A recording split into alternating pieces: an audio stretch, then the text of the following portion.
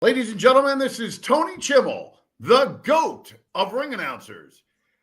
And you're listening to the Marks Podcast on YouTube.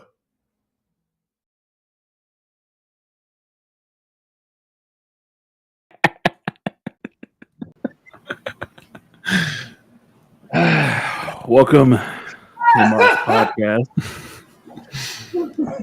She's over there just laughing her ass off right now. Dysfunctional. Oh, it's a very dysfunctional podcast. I'm Dan. That's Gerard. Jacob is on assignment with the salmon, as always. And we have a special guest, my favorite son. Say hello. Hello. I'm filling in. Son.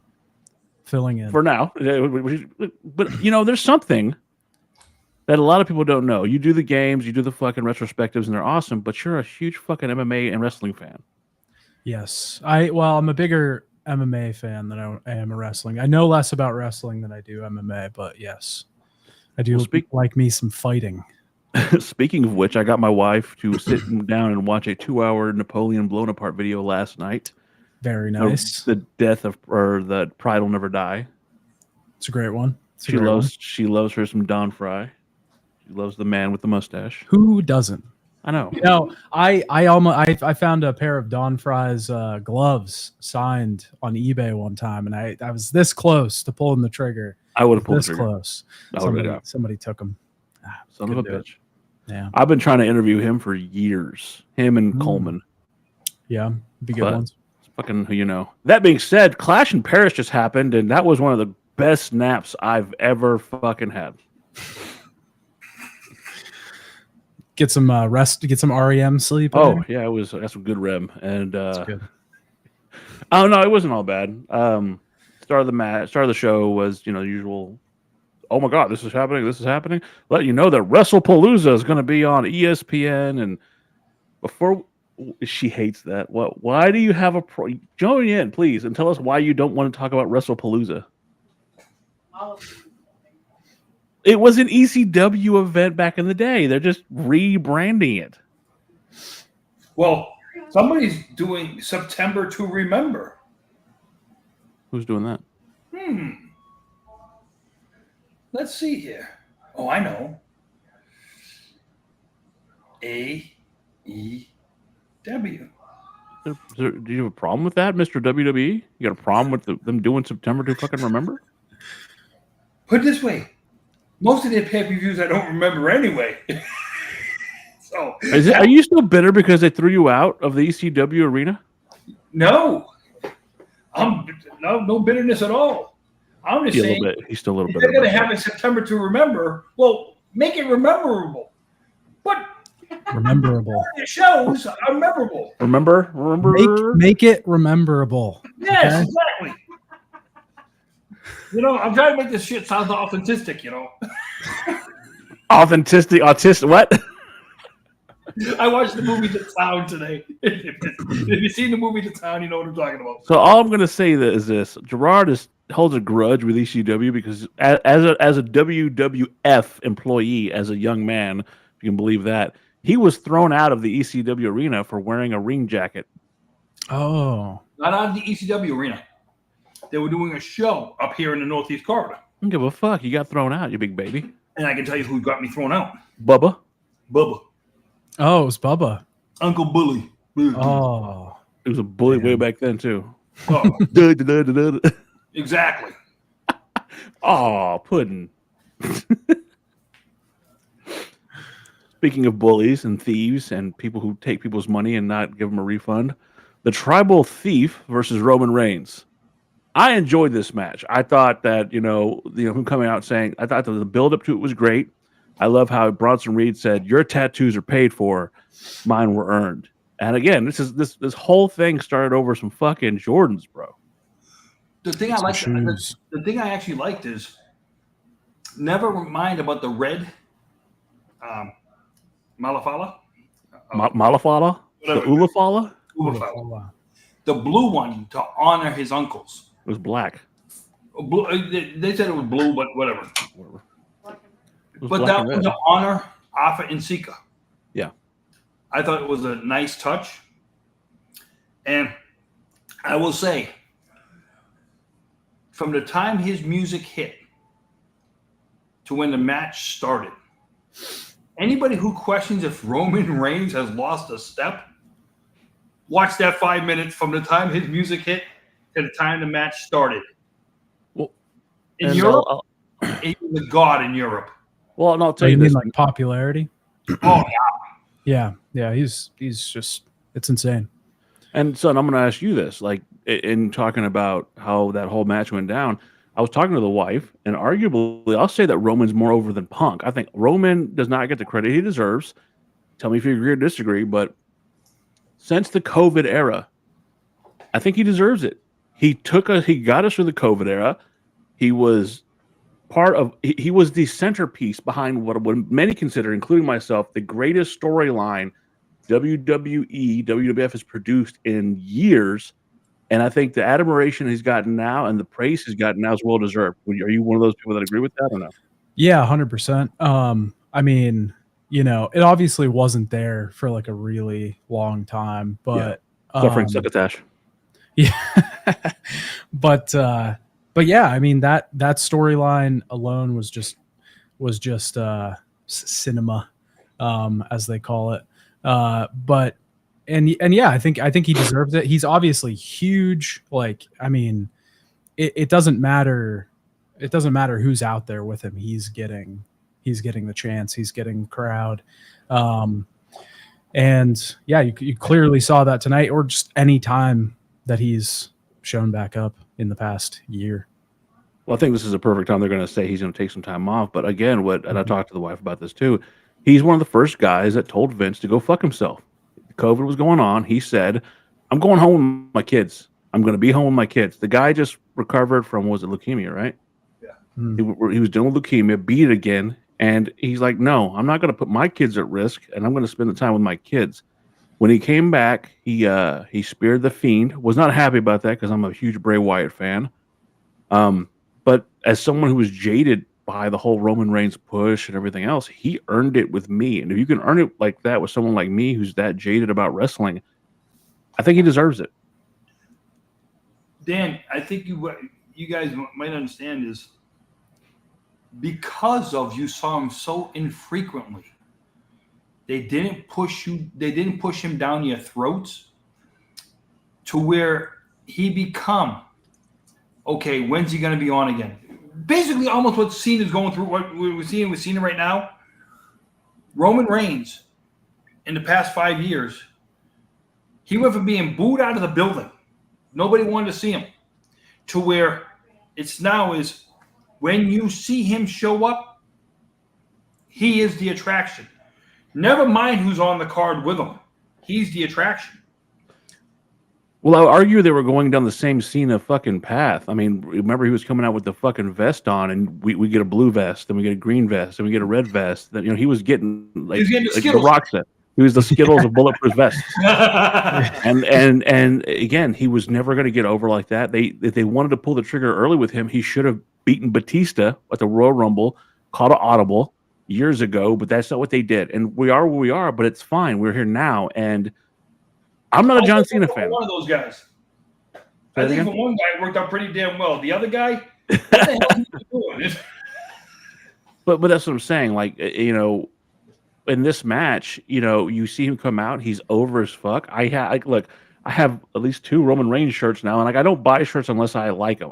This shirt right here, the MFT shirt, I like Solo. He's fucking stupid. He cracks me up, but I didn't buy it because of Solo. I bought it because of Tama Tonga. I love Tama Tonga. From the time the bell rang to start this match to the time the bell ended to finish the match, Bronson Reed, I'm not downplaying Bronson Reed in this at all.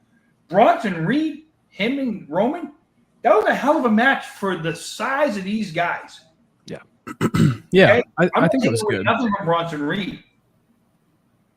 Well, let me ask you this. I thought Bronson looked like he had slimmed down a bit. I mean, if I was wrong in noticing that, I felt like he was looking like he was in better shape. Not that he's in bad shape. He's got that big man size, like a tugboat or earthquake or Samoa Joe even. Like he's got that. He's a Samoan guy. He's going to be bulky, but for a guy his size, remind me a lot of today.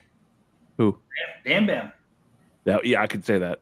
He reminded me of Bam. I'm saying, the thing was, like I say, the thing about it was that fact of he did moves that you say big men shouldn't be doing those moves, but he didn't do it to the point to where it wasn't unrealistic to where no big guys can't be doing those kind of moves. No. They'll dive through the rope. Wade Barrett actually said that's a cruiserweight move. Yeah, that was shocking. Right. Not a 330-pound man move. Mm-hmm. How many things can go wrong when a guy that big does a move like that? Well, yeah. I'll ask you this, son. Do you think that Bronson comes out of that match looking better or worse? I think he looks better. I don't know. It's complicated, though, because you have the whole beatdown Vision thing in the mix as well. And Roman won. It's complicated, but I think they did enough in the match to make Bronson look formidable. I mean, the shoulder tackles at the beginning, and he was just eating them and stuff like that. I mean, that's a lot, especially against somebody like Roman Reigns. Yeah. You want to talk about the power rankings or whatever of people. I think it makes him look pretty good. I think to Bronson Reed's credit, I wasn't really sold on him when he joined the Vision too much, and I think they had to do a lot. What do you think about that more. name, the Vision? That was the name I called as soon as they made the group. I was like, "This is I am a visionary. It's got to be the Vision," and it was like a dorky, corny name I came up with as like a joke, and then they actually did it, so I was kind of shocked by that. It's okay, it's fine. It doesn't really feel like a stable name, though. It feels like I don't know. Just it doesn't feel like it totally fits, but it's a name. It's whatever. So I'll tell you this: I am not a Seth Rollins guy. Gerard is not a Seth Rollins guy. Jacob is absolutely not a Seth Rollins guy. Are you someone who is sold on Seth Rollins? I respect him. I think he's good. I think he's good at what he does. Obviously, I mean, people like him a lot. But he's not my. I don't. You can say I don't prefer him. You think he's trash? I don't think I don't want to say I think he's trash because I think he's. I mean, I think he's fine. The WrestleMania match was fantastic, and I think he was part of that. Him, was that him, or was I think that he had a hand in it for sure. I don't think you could have done that with somebody bad and had it come out the way it came out. I think he's a great utility player. I'll put it that way. I think he's a great utility player, but he's not my main event guy. Okay. It's just not what I feel. That's just me. I'm seeing too much of him. Let's put it that way. I'm seeing more of him than I would like to see. And his outfits. Yeah. Yeah. What did I say? His wife. He's robbing his wife's closet. He raped his wife's closet. Well, she dresses more like hey, he should. I don't know, whatever. Right. Well, I like Punk too a lot. It's probably my favorite of all time, and I'm so sick of seeing them in this rivalry that's gonna. I don't know when it's gonna end. I never know when it's gonna end. I always think it's over, and I'm like, finally, we can do something else, and then it just keeps going. Hey, the one thing that. When I looked at tonight and stuff like tonight at the end of the first match, what I got out of a lot of that is, okay, they had Roman go over. He gets his shoes back. He signs them. And then goes 2 out, and then Braun Breaker spears the shit out of him. Obviously, we're going to end up somewhere down the road, Braun Breaker and Roman now, okay? Yeah. But what you just did. You bought Roman a couple months off? For Street Fighter. Where does Braun Breaker go? I mean, where does Bronson Reed go?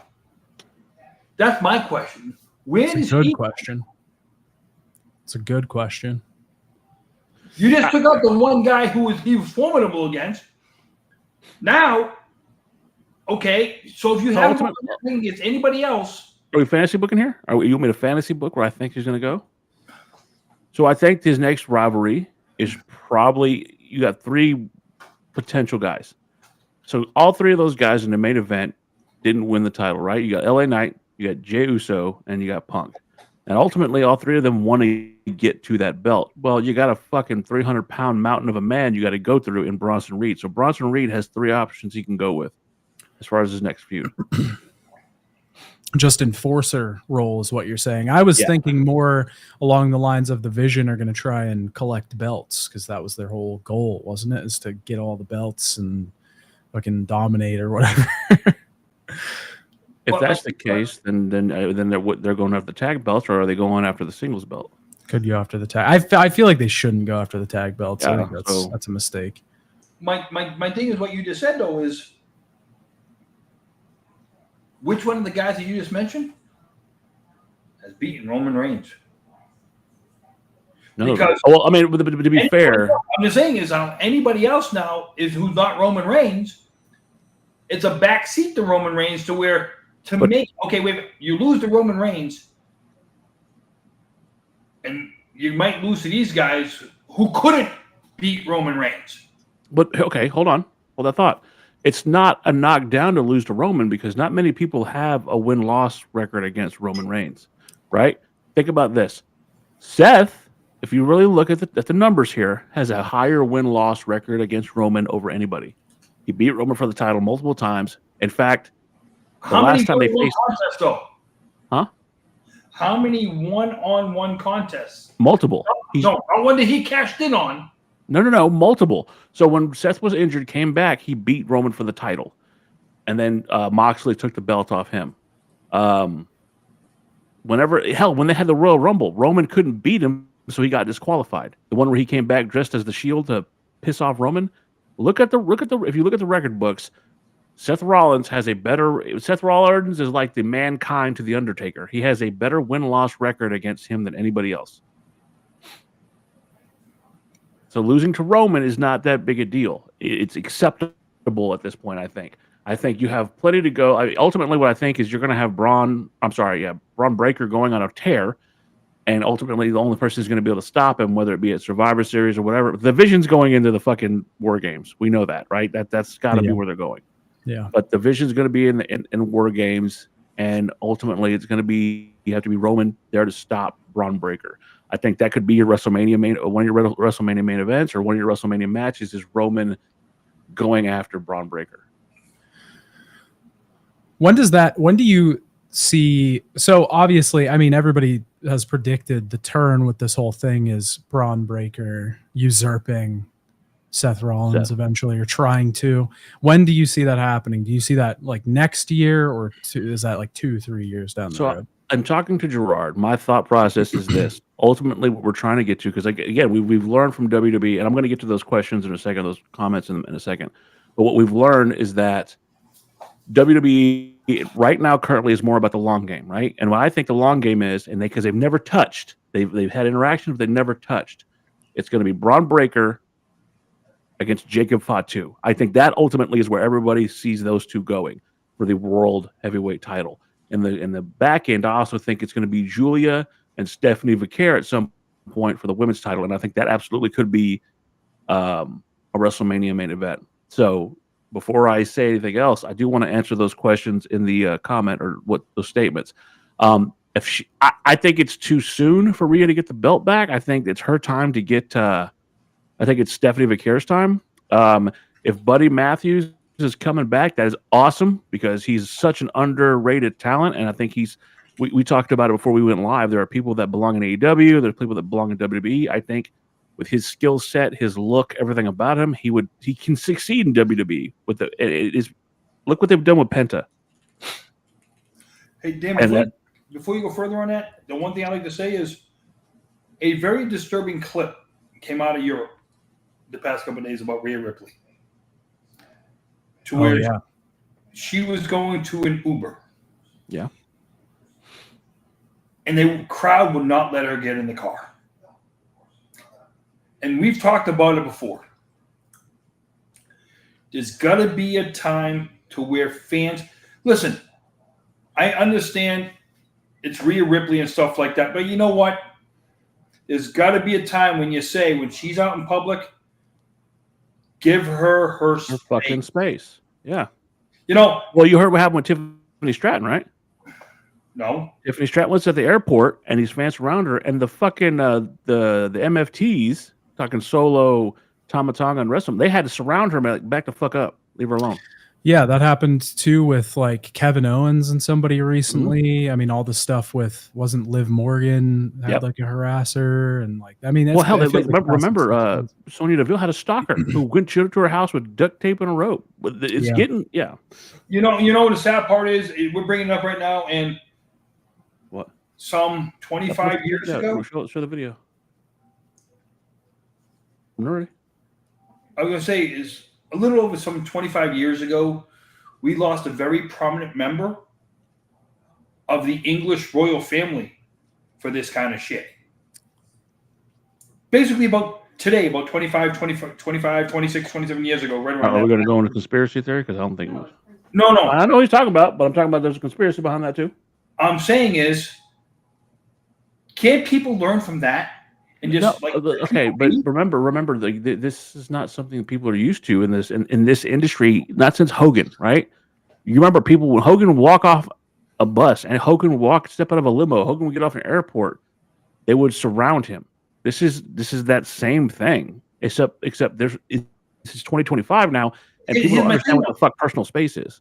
You don't see that happening with the men. You see it happening with the women. And you know what? How many times you've heard the women come out and talk about how fans will smack their ass going out to the ring? You don't hear the problem about a man getting his ass smacked walking out to the ring. Thank God. Do you want to smack fucking Bronson Reed's ass? No, not like you wanted to grab Jake. Big handful. I'm just saying to you is this kind of crap, we don't need to be hearing about it. Okay? When Rhea Ripley's in her street clothes, she should be considered a regular person. Absolutely, I agree with you, but I mean, people unless don't know. if she invites you into her personal space, that's a different story. And as we can talk about this, like you can see a wrestler at the airport, at a hotel, the restaurant, and if he invites you to come over, that's him inviting you over. What were you going to say, son? I was just going to say people don't know people haven't been able to figure out how to handle celebrities for it's not anything really new. I think that the WWE is just getting so like popular and this resurgence in popularity recently that like now it's you have all these I don't know, weird people that are either like bad intentioned or like have mental issues. There's some sick fuck out there. Did you see this idiot at the U.S. Open the other day? Be careful what you say, because he put out a statement. Here's the video. Yeah.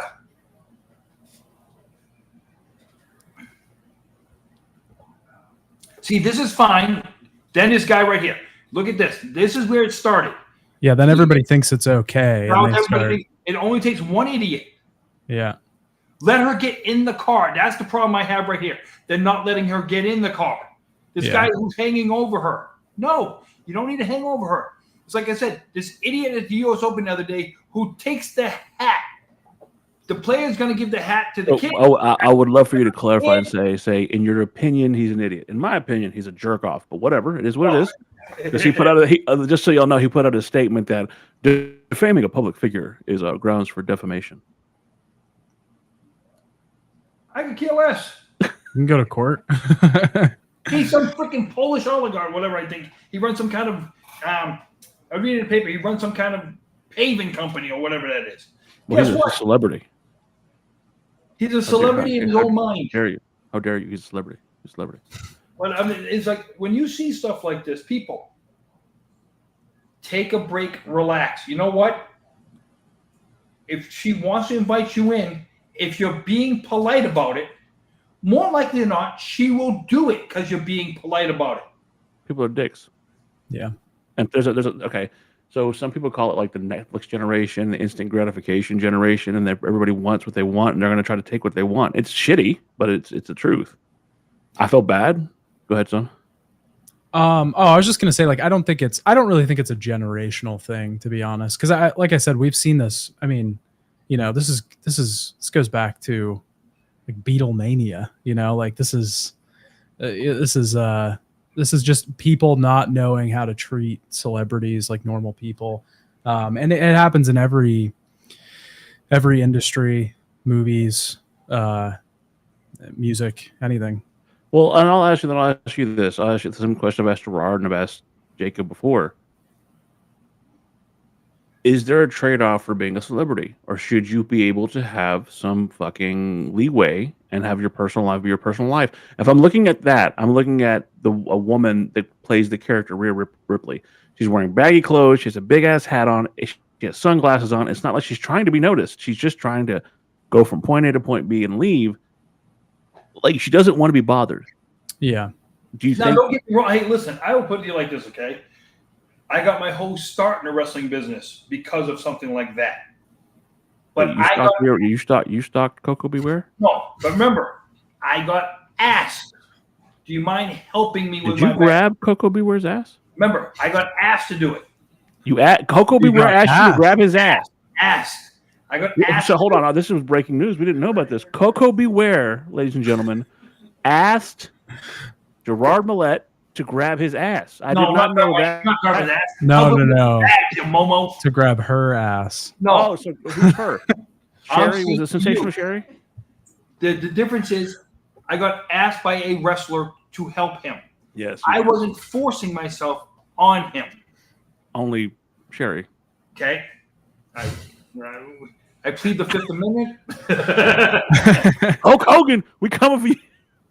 So, and I'm saying is, a lot of times when I was working there, if people act like that outside the ring, outside the building, you didn't get a lot of guys who took it lightly.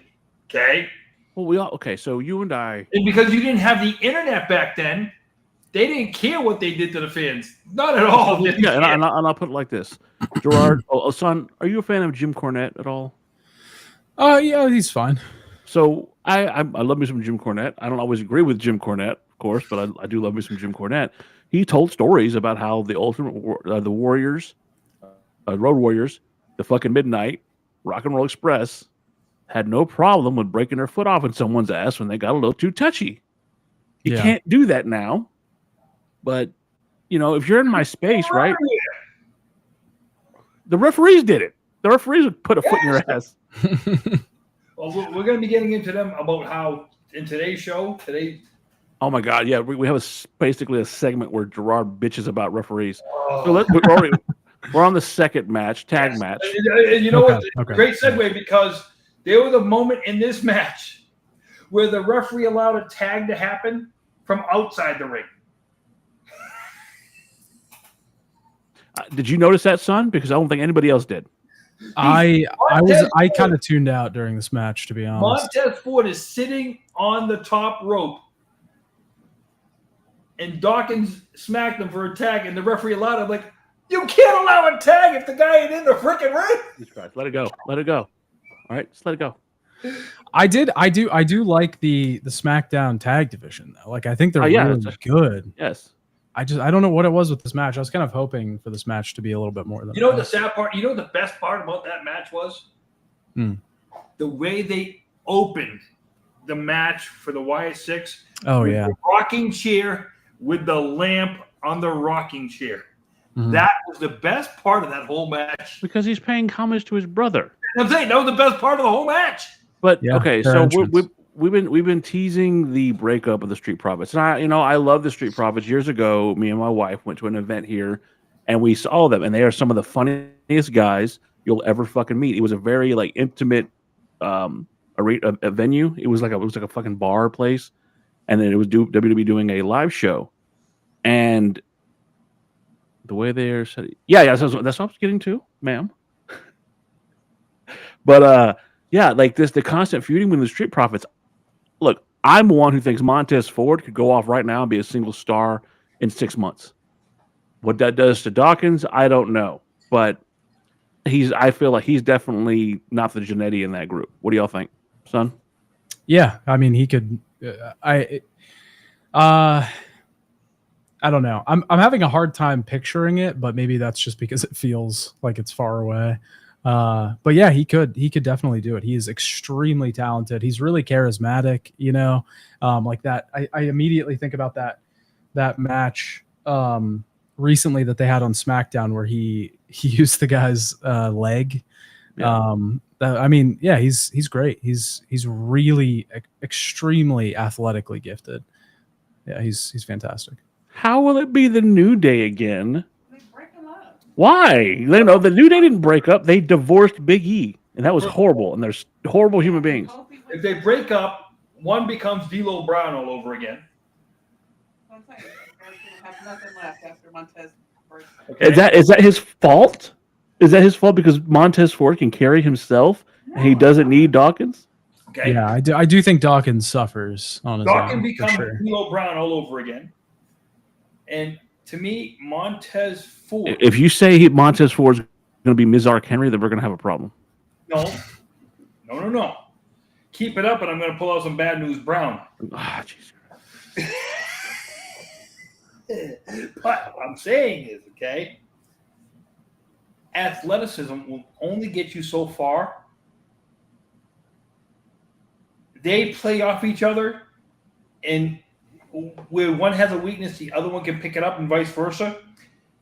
I don't think they're good enough singly to where. I disagree because I think Montez can talk. He's athletic. He's got a great look. Plus, his wife is Bianca Belair. Unfortunately for you, you just said the main reason why he would break up. It's hard because he's going to be in the shadow of her for a bit. But I That's think it. you put that United States title on him. I think he does well. But for how long? I don't know. I can see it both ways because you make a good point. I mean, I do think they do play. Some of that charisma is coming from them both being together. I don't know. It's a hard decision to make. Well, going to that in that same breath, the Wyatt Six won this match, but I don't know. I don't see where the Wyatts go after this. I don't. I love the Wyatts. I love Bray Wyatt, one of my favorite stars of all time. What's going on, Universal? My frustration is they're trying to get them over as bad guys. They're trying to boo them, to get them to get booed, but they're not. It's not working. It's not going to happen. No. Hey, Dan? Yeah. I don't know if it's you or it's me, but you're pausing a lot. Yeah, no, you're doing the same thing. Okay. But we're still coming through. As long as you can hear me, I think we're fine. All right, okay. You got bad weather going on down there? Yes, it's Hurricane Millette. It just keeps blowing hot air through the... Well, listen, I know it ain't me because we've been averaging 70 degrees, no freaking humidity for the past week. So it's being gorgeous up here. Well, in Universal, I understand your feeling on it. I'm just saying if they do it. Do I like the Street Profits? Yes, I have a soft spot for them because it was basically one of our first dates was going to see them. Shayna Baszler and a bunch of other guys. So I love the Street Profits. Shayna Baszler and a bunch of other guys? Jesus. Whatever. I love Shayna Baszler. Fucking do the spade. But no, like we went and saw them, and Montez Ford would just crack me up because it was that time when people would, as soon as the referee would go 1, 2, sweet, and the crowd would say too sweet, and Montez Ford would look at the crowd like, what is wrong with y'all? He would harass the crowd because they were doing the Bullet Club shtick. Let him finish the count. We're trying to win here. Like, he was hilarious, and he's just the one thing I'll take out of that match today. It did nothing to hurt the Wyatts, but it did more to hurt the Street Profits. To where do you go? Yeah, where do you go with them? I mean, I think that's why we're talking about whether they're going to break up right now, because it just seems like that might be where they've done everything going. they can as a tag team. I think they can hold the belts again, but they just what's keeping them together? Let's be honest. Like the division is so loaded right now. Too. Absolutely, there's so many other people, and Raw is lacking so much. So I think divide some of that up. Give Raw some of that love. Yeah, I agree. I think like if they stay together, I'm fine with that. I like them a lot. I think they're really good. If they break up, I think it's kind of a necessary evil. Well, speaking of famous breakups and people coming out afterwards, Nikki Bella. I would put it like this. All I gotta say is the only woman's match on the card. I like the fact of the cheap pin. I was like, what? Oh, the lynch pin? That's what they're calling it, the lynch pin. Oh, the last time she did that pin, somebody's arm was about 5 inches off the mat. Okay? And that's about don't let Gerard bother you with this. If it comes to pinning referees, turnbuckle ropes, stuff like that, he gets very upset.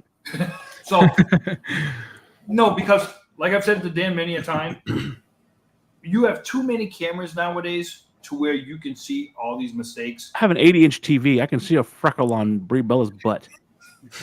And so Rogan's too. What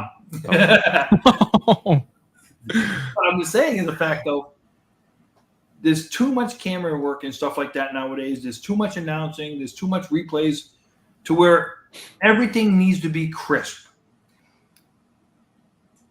Was this their crispest show? Not at all. No, not at all. Well, see, there was a point in that match with Becky and Nikki where they definitely so she did that kick. She tried to do that kick off the rope and complete air time, and they needed to reset. You know they needed to reset that, but Nikki was so trying to get back into engaging that they kept continuing the botch and continue. And I'm like, finally they got it back together, but it just in all honesty, and I hate to say it because I've been a proponent for women's wrestling. I love women's wrestling and I love where it's come. I went and took a shit in this match. I literally had to get up. I told my wife, "Yep, I'm done. I'm gonna go take a shit." Whoa! What just happened? Positions. I took over the podcast. Well, you know what it is. Nikki Bella and her many positions just took over the show. What were you going to say, son? That has nothing to do with Nikki Bella's positions. I don't think it has anything to do with women's wrestling. I think the most disappointing thing is that this match was the only women's wrestling match on the card. There's so many other. I mean, we've seen amazing women's wrestling match. Like I genuinely think Io Sky and Rhea Ripley are my two favorite wrestlers in the company right now. And yeah, it's I just I'm with you. Disappointing. So one of the things that it's on the thumbnail I wanted to bring up that really made this whole PLE stuffer was the lack of Stephanie Vaquer. Yeah. She's a European wrestler. She would have killed it over there. People love her, and it's not just for her fucking devil's kiss booty shake move. I think that she just is that good in the ring, and she puts it over. I mean, like, she really cares about her craft, I believe, or at least she's put it over that she cares. When she said the line with, what was it, Stephanie, English is not my first language. Wrestling is. And the way she sold that, and then all of a sudden, you know, I dig Stephanie Vaquer, and I think the consensus for a lot of people, maybe not universal, but a lot of people really like Stephanie Vaquer. And this whole thing with Naomi, congratulations, but WWE should have put something in place, a fatal four-way, something so they could have that match here at Clash in Paris, and they didn't do it. Dan, I want to answer universal. Shoot. And my thing about that is this, okay? WWE dropped the ball on Stephanie for this show. And why they dropped the ball? Because they knew somebody was pregnant, had to relinquish the title, didn't figure out what the hell they were going to do after they announced the fact that, oh, we have a women's title match. We're going to get this figured out, tomorrow. And, you know, they had the time. They dropped the ball on it. And unfortunately, Stephanie, you know, got caught in the middle of it. That's it. She got caught in the middle. But they dropped the ball. Is it the first and last time they're going to drop a ball on something like this?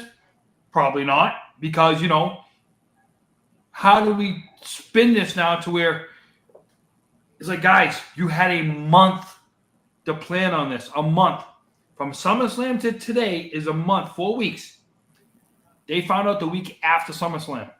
So they had 3 weeks to decide it. They could have done something for Stephanie. How they did it and how they went around doing it, it was wrong for her. I agree with that. But again, no matter what they do tomorrow, they dropped the bomb with Stephanie. Well, the chat says this that she hasn't paid her dues is too early. Well, would you argue that someone like Sol Ruka is too early for her to come up to the main roster and really start killing it? She has a finisher. Granted, she's athletic in the ring. She does amazing work. Listen, if you want to talk about paying dues, then has Nikki Bella paid hers? No. Well, the only dues she ever paid was to the union of John Cena. That's it. As far as I know, the Teamsters would probably want some of their dues back for that relationship. What I'm saying is the fact of, listen, you have many people out there who technically didn't pay dues, but got pushed through because of certain things. Stephanie might not have paid her dues with WWE. But in the business itself, I would argue, in the business itself, Stephanie's been out there for years doing her. And I would, that's what I'm saying. I would argue that yes, she has paid her dues in the wrestling business. And the issue I have with that comment in particular is you're not paying your dues to WWE, the business as a whole. All right, Kevin Owens won the NXT World Championship, his second fucking pay-per-view in NXT. His first night in WWE, who'd he go against? He went against John Cena and made John Cena look like an ass. Yeah. First night. Now, I'll say this. I don't like Nikki Bella as a wrestler. I think, and the biggest issue I've had with her for years is that she was used as a tool to basically spit in the face of AJ Lee. Because AJ Lee at one time had the longest reigning Divas champion. Whatever it may be, however you feel about that belt, whatever, I don't give a shit. But she was the longest reigning Divas champion. They had Nikki smash that record just to lose it right after, just to say, fuck you, AJ, for being married to CM Punk. That bothered me, and it's always stuck with me. Listen, I'm going to put you like this, okay? And if anybody wants to disagree with me, much you might want to not like it, Paige did better than Nikki. But because of the fact who Nikki was in a relationship with, listen, and I'll put it to you like this. Is it a mark that can affect John Cena? No. But is it something that should have been mentioned? Absolutely. Nikki Bella is who Nikki Bella is just because of who she's with. Go ahead. I'm sorry, who she was with. I was just reacting to the comment. Didn't you watch Stardom? Don't you watch Stardom? Yeah, I do. I a little bit, yeah, but I don't think no one knew who Stephanie Vicaire was a year ago. I think, yeah. Okay, so Universal, I'll make it put there. I watch AAA, I watch CMLL. I like a lot of that stuff. So I've known about her for quite a while. She's been. You said it yourself. She's 33 years old. She's been wrestling since she was 18. So yeah, I think she's paid her dues. Yeah, I think. I don't know. I think it's pretty obvious to anybody that she's over. She's very good. She's incredibly popular. I think she's. You know what her only downfall is? Hold on, Gerard. Hold on. I want to finish that statement. No. I know. Shoot. Go ahead. Finish. No, I was just gonna say like she deserves it. That's it. What's her downfall? The only downfall I can see with Stephanie is her lack of the English language. But did you not realize that she stayed and went to NXT first so she could learn? I'm saying to you is, even though she's tried to do it, in a lot of people's mind, that's her only knock. Is her lack of the English language. You're just saying that's it. Yeah. That's it. Give me another knock about her. But I think even with that, once that bell rings at the end of the match, right now, give me somebody who's in the ring better, who the fans get loud. I would argue because there's a little Japanese woman who likes to do this. Yeah, I'm just saying to you is for sure, brother. they both only have the same problem. Okay. She may not have paid her TKO dues, but I could give two shits what TKO thinks as a fan. I'm just saying, as a fan, I think she's already paid her dues, and she makes the money. Like Stephanie Vicaire makes the money. So if they're talking about paying those dues, yeah, they're good. That's an investment they need to make. But I'm just saying the fact of, if your only hang up with somebody is the language barrier, which right now her and EO and something like that. That's their only hang-up is the language. Is it really a hang-up, though? Because the EO, they scream, they yell, like they love her. And again... what I was going to say is, when I say hang-up, is that the only thing that holds them down just a little bit, because if I make you champion, you got to be able to speak. You are saying that it's the only thing that keeps them from being like perfect, like the whole package. Yes. That's what you're saying. Yeah. You're not saying it's Okay. a negative. You're just saying like they're like that good that this is the only thing that they Correct. have That's what I'm saying. Okay, see, I'm glad he clarified it because your Bostonian accent or whatever. From the time that bell rings to the end of the match, I don't give a shit if they're speaking Sputnik. Okay, and that's the problem. But when they have to cut a promo, they sound like they're speaking Sputnik to me because I don't understand Japanese a lot. And, even though I'm married to a Spanish woman, I, to this day, don't understand Spanish. Sorry. But to be fair, I would say that they do their best talking in that ring. Like WrestleMania was living proof that Rhea Ripley and Io fucking killed it. Then what they do with Naomi, I mean, Naomi's good. And Naomi has done an amazing job transforming herself in the last year. But they could have wrestled a fucking ironing board or a mop or a table, and they could have made that match get over because that's just how good those two are. Yeah. I grew up in Nikolai Volkov, Iron Sheik, and Mr. Fuji. I just named 3 guys. Shiki baby. I could not, man. Oh, wait a minute, hold on. Let me give a 4th one. Andre the Giant. When all 4 of those guys would talk, you'd look and say, what did they just say? I challenge you to a WrestleMania. I love that fucking line. Well, you can go watch New Japan right now. You can go watch Stardom. You can go watch any of that stuff. No commentary, and it doesn't matter. That's the whole point. That it comes through. It comes through in the ring. You know whether it's good or it's bad. You know who these people are. If you can't communicate those things in a wrestling ring without words, then you're failing somewhere. If you need the words are good. The words propel. But if you need the words, if you rely on the words, then you're not doing. We've been trying to get Gerard to start getting into like AAA and stuff like that, but he's like, these damn foreigners. I saw the highlights for the AAA pay-per-view Friday night, the 12th. You mean Triple Mania, their biggest show of the year? Yeah. So I actually didn't watch Triple Mania, by the way. The first thing I look up is when I see the promo for Triple Mania. The first thing I look up is Roddy Piper playing La Cucaracha. You're forever going to be a heel to the Mexican people. You know that, right? You're banned from going to Mexico. What I'm just saying is the fact of that's when it felt real. Yeah. It's back when it felt real. Yeah, because Roddy Piper also did blackface at WrestleMania. Oh gosh. That was a thing. And he was the good guy. If you think about this is how far we've come. Roddy Piper did blackface against Bad News Brown and was the good guy. I want you to think about that. And it's just what I say. When you see stuff today, when people are trying to put these people down for that, it's like, wait a minute. If the only thing you can find wrong is language, that's a problem. Because like I said, I just gave you 4 instances of people when I was growing up. I should have gave you a 5th one, the Ultimate Warrior. Nobody knew what the hell he was saying. I don't think he knew what he was saying. I want to know what he was on. No, I'll tell you what. It'd be easier for you to know what he wasn't on. It's a shorter list. Right. So what we just did the women's match. What was next? Because remember, I was in and out. It was Rusev. It was Sheamus versus Rusev. Yes. So this is going to be the stupidest thing to notice, but the first thing I noticed is Sheamus has got to get his tight situation down because half the match he was pulling his underwear, it was cracked. And I'm like, look. Why were you looking at that? Because I didn't see that. Yeah. Maybe I dreamt that. I don't know. Because he kept pulling the side of his. He was still in the face. He was still on the toilet. But this is the problem I have. I like Sheamus. I do. I think that as far as like a hard hitting guy, one of the greatest matches of all time, and that's saying something after this in all 39 years of life. Sheamus, Gunther.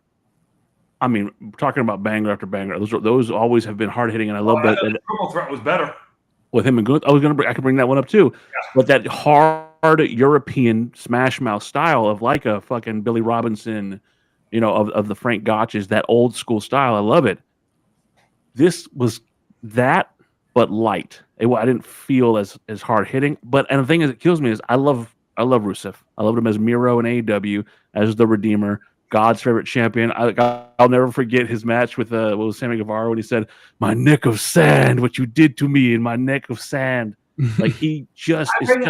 I sent you something, and let me ask you this, and you can answer too. Oh, you said it was just a stain. Are we missing him without Lana? Because in my mind, that's the one thing missing about him. You just like a tall-legged blonde with a fat ass. That's what you're missing. It has nothing to do with her as a character, what she does. I'm saying when they were together, it was more of a reaction to where I don't feel the reaction there anymore because she's not there. You know, Universal, I don't always agree with you, but you're right because he can talk without Lana. Yeah, I don't think that's factoring into it. Honestly, I think it's just been I would say it's been the booking. I mean, this is it's kind of like a slow crawl thing. He started out with the little thing with Tozawa and the squash matches there and everything and Otis, but then it's been the stuff with Sheamus, and I think it's just taken too long to get to it. I think we're done with Sheamus now. So what he does next is whatever. I would like to see him go after the Intercontinental title. I'm sorry, the Intercontinental title. I'd like to see him pick that belt up. And I think there's something to be said that there was screaming Rusev Day during the match, and he played into that. He was putting his hands on his ears. He was trying to ignore it. No.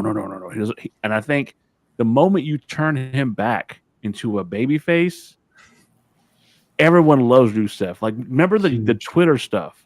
He was smoking a cigar, like mowing his lawn in his fucking like underwear with some sunglasses on, and everybody's just like cracking up. He goes, my neighbors just love me. And he's sitting there. I don't know. I thought that I think there's money to be made on Rusev, just like there's money to be made on Aleister Black. I feel bad for Andrade. I don't think they're going to ever find the right thing to do with him, but Aleister Black and Rusev, absolutely, I think there's money to be made. Did Andrade pass his time because of what happened with Charlotte? They split amicably, from my understanding. They just split. But in the world of business, and we won't know behind the scenes gone that far, but will there be is it a holdover repercussions to where, hey, we brought you back here for the simple fact you were married to that woman, so we tried to make your lives easier. Do you think that was it, or do you think they wanted him back? I think to try and satisfy, like the guy said about Buddy Murphy. If Buddy Murphy comes back, it's to make his life easier.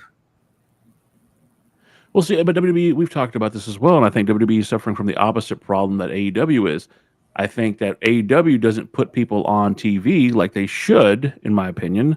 I think WWE is putting people on without any real game plan for them. So they're just bodies. Before we go any further, the bombshell news. Did you realize Brandy Rhodes was even pregnant? Yeah. I didn't. I saw that they had a surprise. I'm like, what? I had no idea. It was a surrogate. Oh, she didn't have the kid.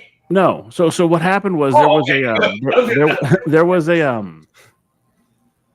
there was a point where Cody slipped in an interview, and he said he had 2 kids, and he goes, "Why would I say that?" And like everybody's been like, kind of like, So I was like, "This motherfucker would have a baby." Ah, okay. Okay. Interesting. Yeah, I didn't even notice that. I saw the post the other day, and I was like, "What the hell?"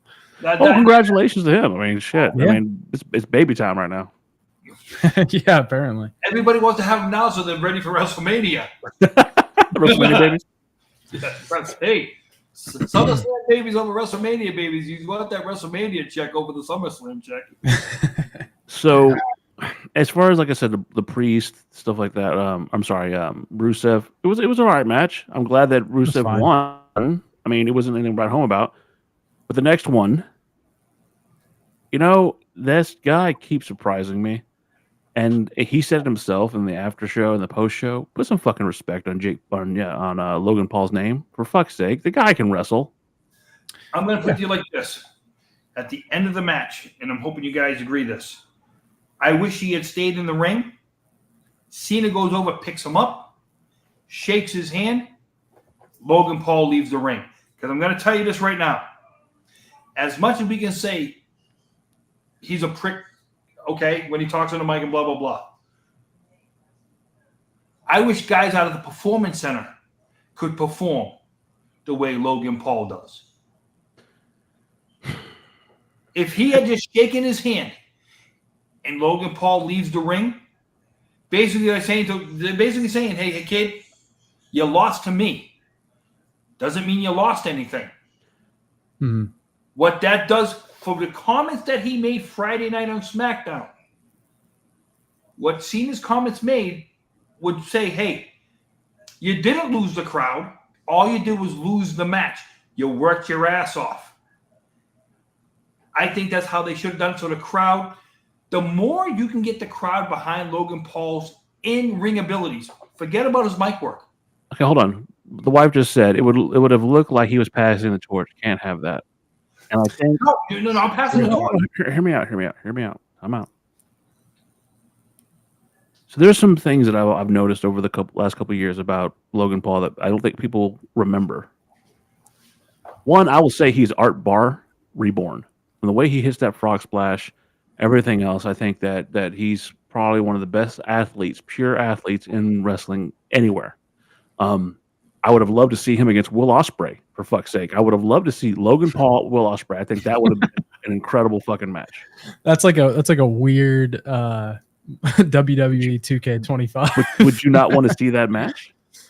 I don't know. I think it would make Logan Paul look bad. The problem is that the only problem with that, Logan Paul would cut the better promo.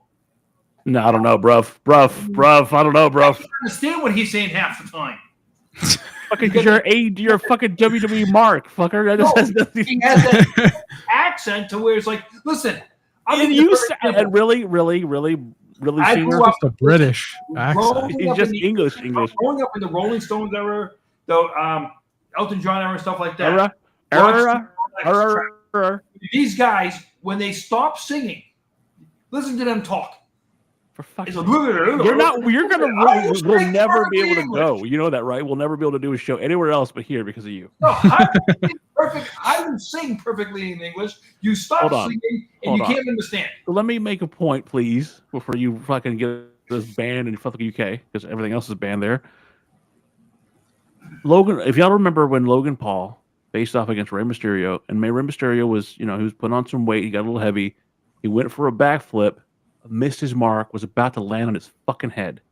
Logan Paul got under him, basically saved his fucking life because he understood what was happening.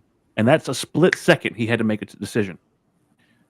What he did with Ricochet at the Royal Rumble, amazing. His first match with Roman Reigns at Crown Jewel, how well that went. He was the babyface in that match. Well, but I'm saying is, whatever he's done in the past of streaming, I get it. I really do. I get that not everybody's going to like him because of the stuff that happened in Japan. Yes, him and his brother are kind of douchebags online. Yes, Prime is an issue thing. I get it. Whatever. I understand. But if we're like, can we just put some respect on the fact that the guy can fucking wrestle? And what he... Go ahead, son.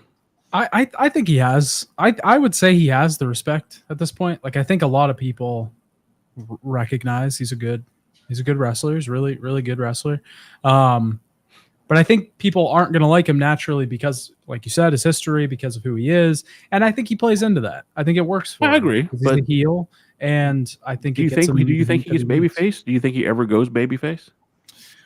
Not now. Maybe he has some sort of PR shift in the next decade, and he rehabilitates his image or something. But how do you do that? You being someone who's quite popular on YouTube, how does somebody do that? I in his shoes, he's like ridiculously rich. You just pay a PR company or something. I don't know, hire somebody else to do it. Hey, Dan, good question, and maybe you might answer too. would he be what you consider today's Roddy Piper? You know, he's not nearly as fucking like intense. He's legit. I'll give him that. Like he's done actual boxing. The reason why, and I'm trying to do comparisons where when Piper was on the mic, people hated him, but his in-ring work, it was like, wait a minute, you hated this guy when he's talking on the mic, but his in-ring work, you enjoyed watching him in the ring. Logan Paul, to me, is the same way. I can't stand listening to him on the microphone. But when the bell rings, I want to see what he's going to do. But I guess, okay, I want to gauge your guys' opinions here. Can you not stand him on the microphone? Do you think that's intentional, or are you saying, do you hate the character Logan Paul or the man Logan Paul, or both? When you're hating him on the mic, are you saying he's like bad at it and you don't like him? I don't think he's bad on the mic. I think he's gotten extremely better. I mean, when he first started and like his stuff with Roman, am I talking to the tribal chief Roman Reigns or am I talking to Jey Uso? You know, I think that was a little rough, but I think as he's gotten more screen time, things like that, he's gotten, I think, absolutely gotten better.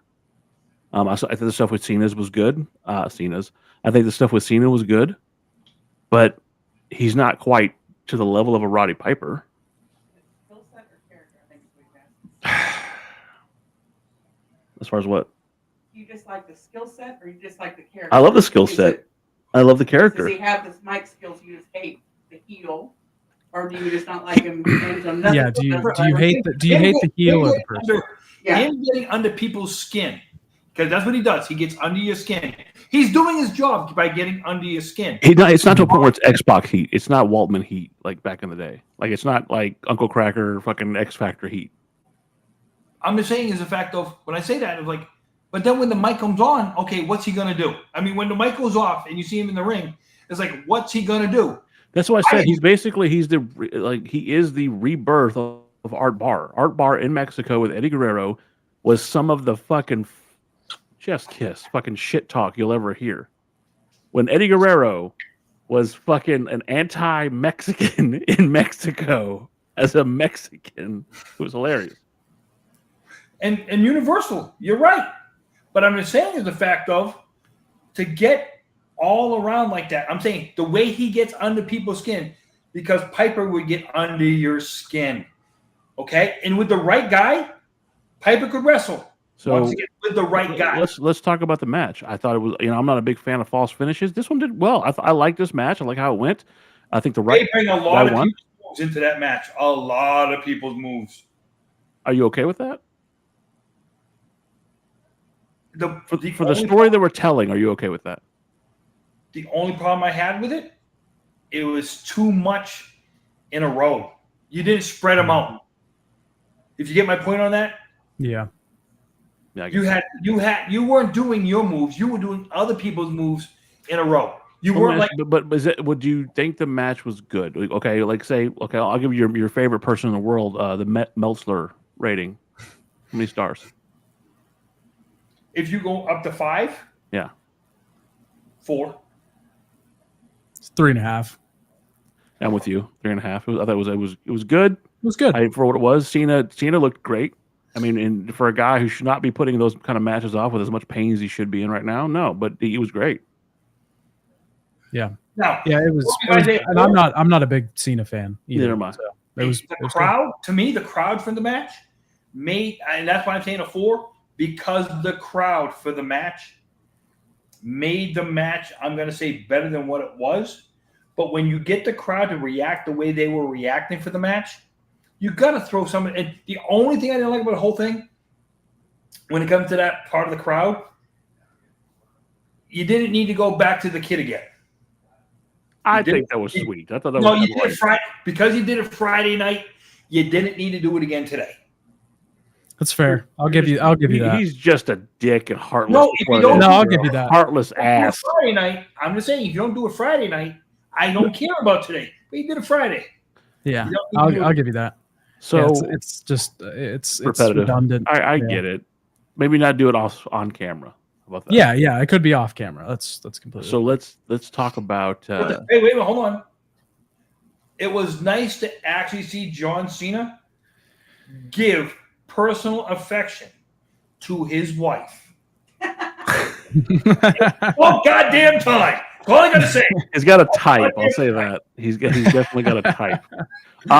Universal is a dick. You know that? He's just 2.75. It's a hard audience right there. Hey, I will say this: 308, like from Rodney Dangerfield back to school. No respect at all. Fucking, I will say this: Universal said that Ospreay is probably done neck worse than Big E's, and if that's the case, what a fuck.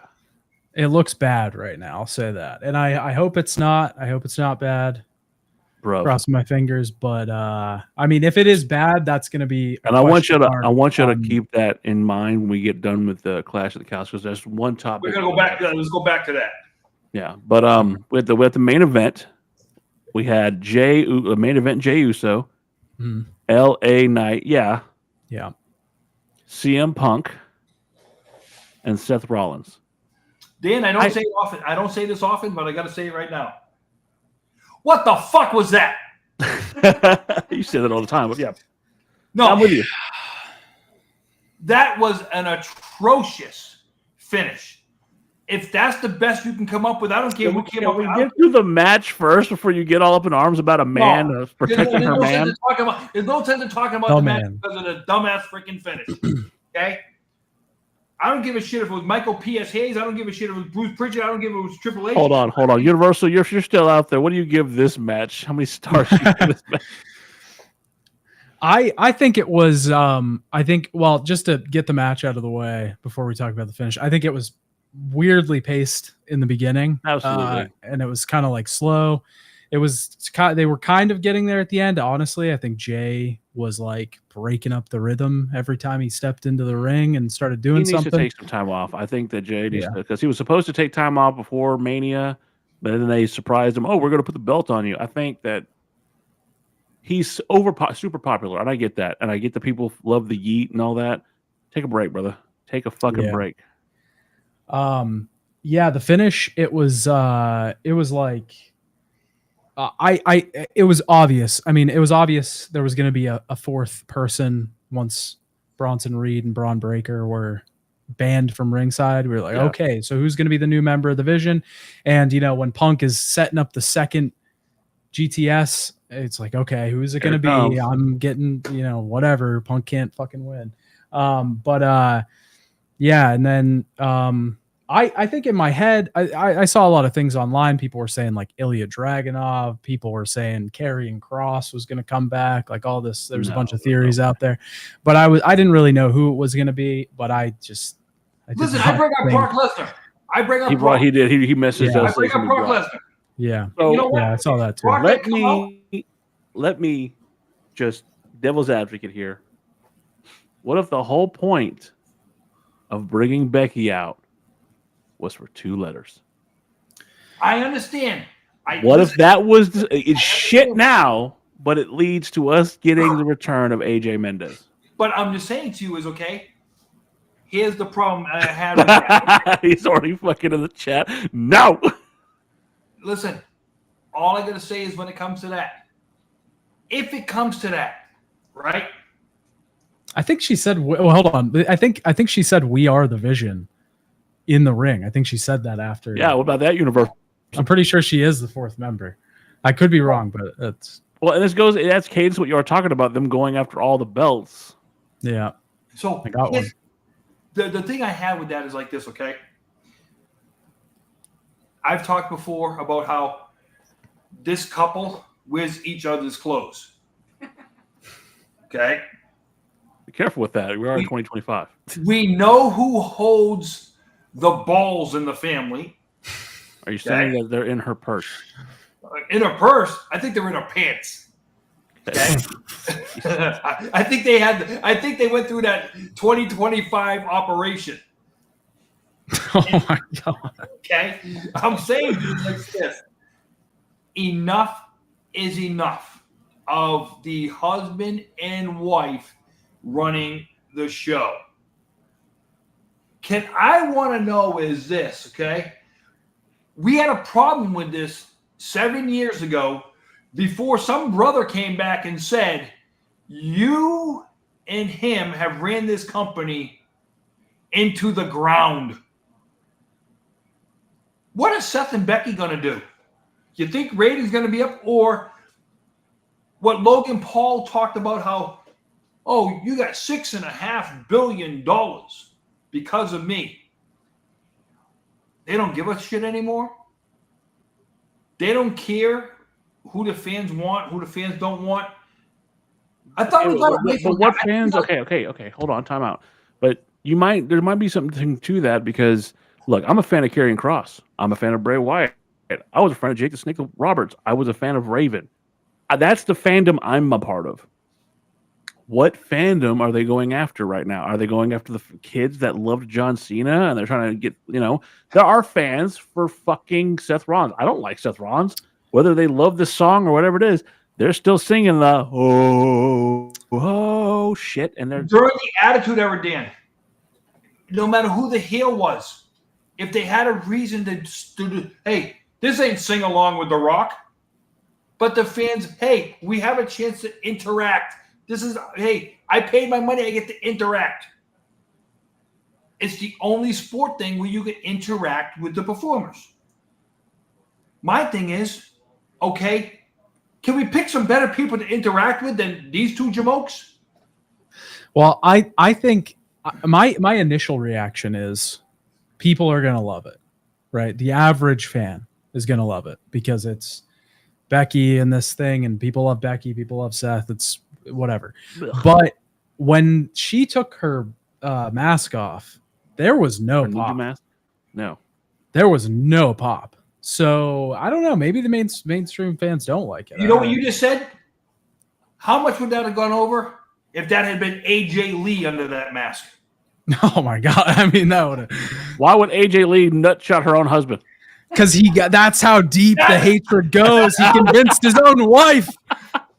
That's what I'm saying.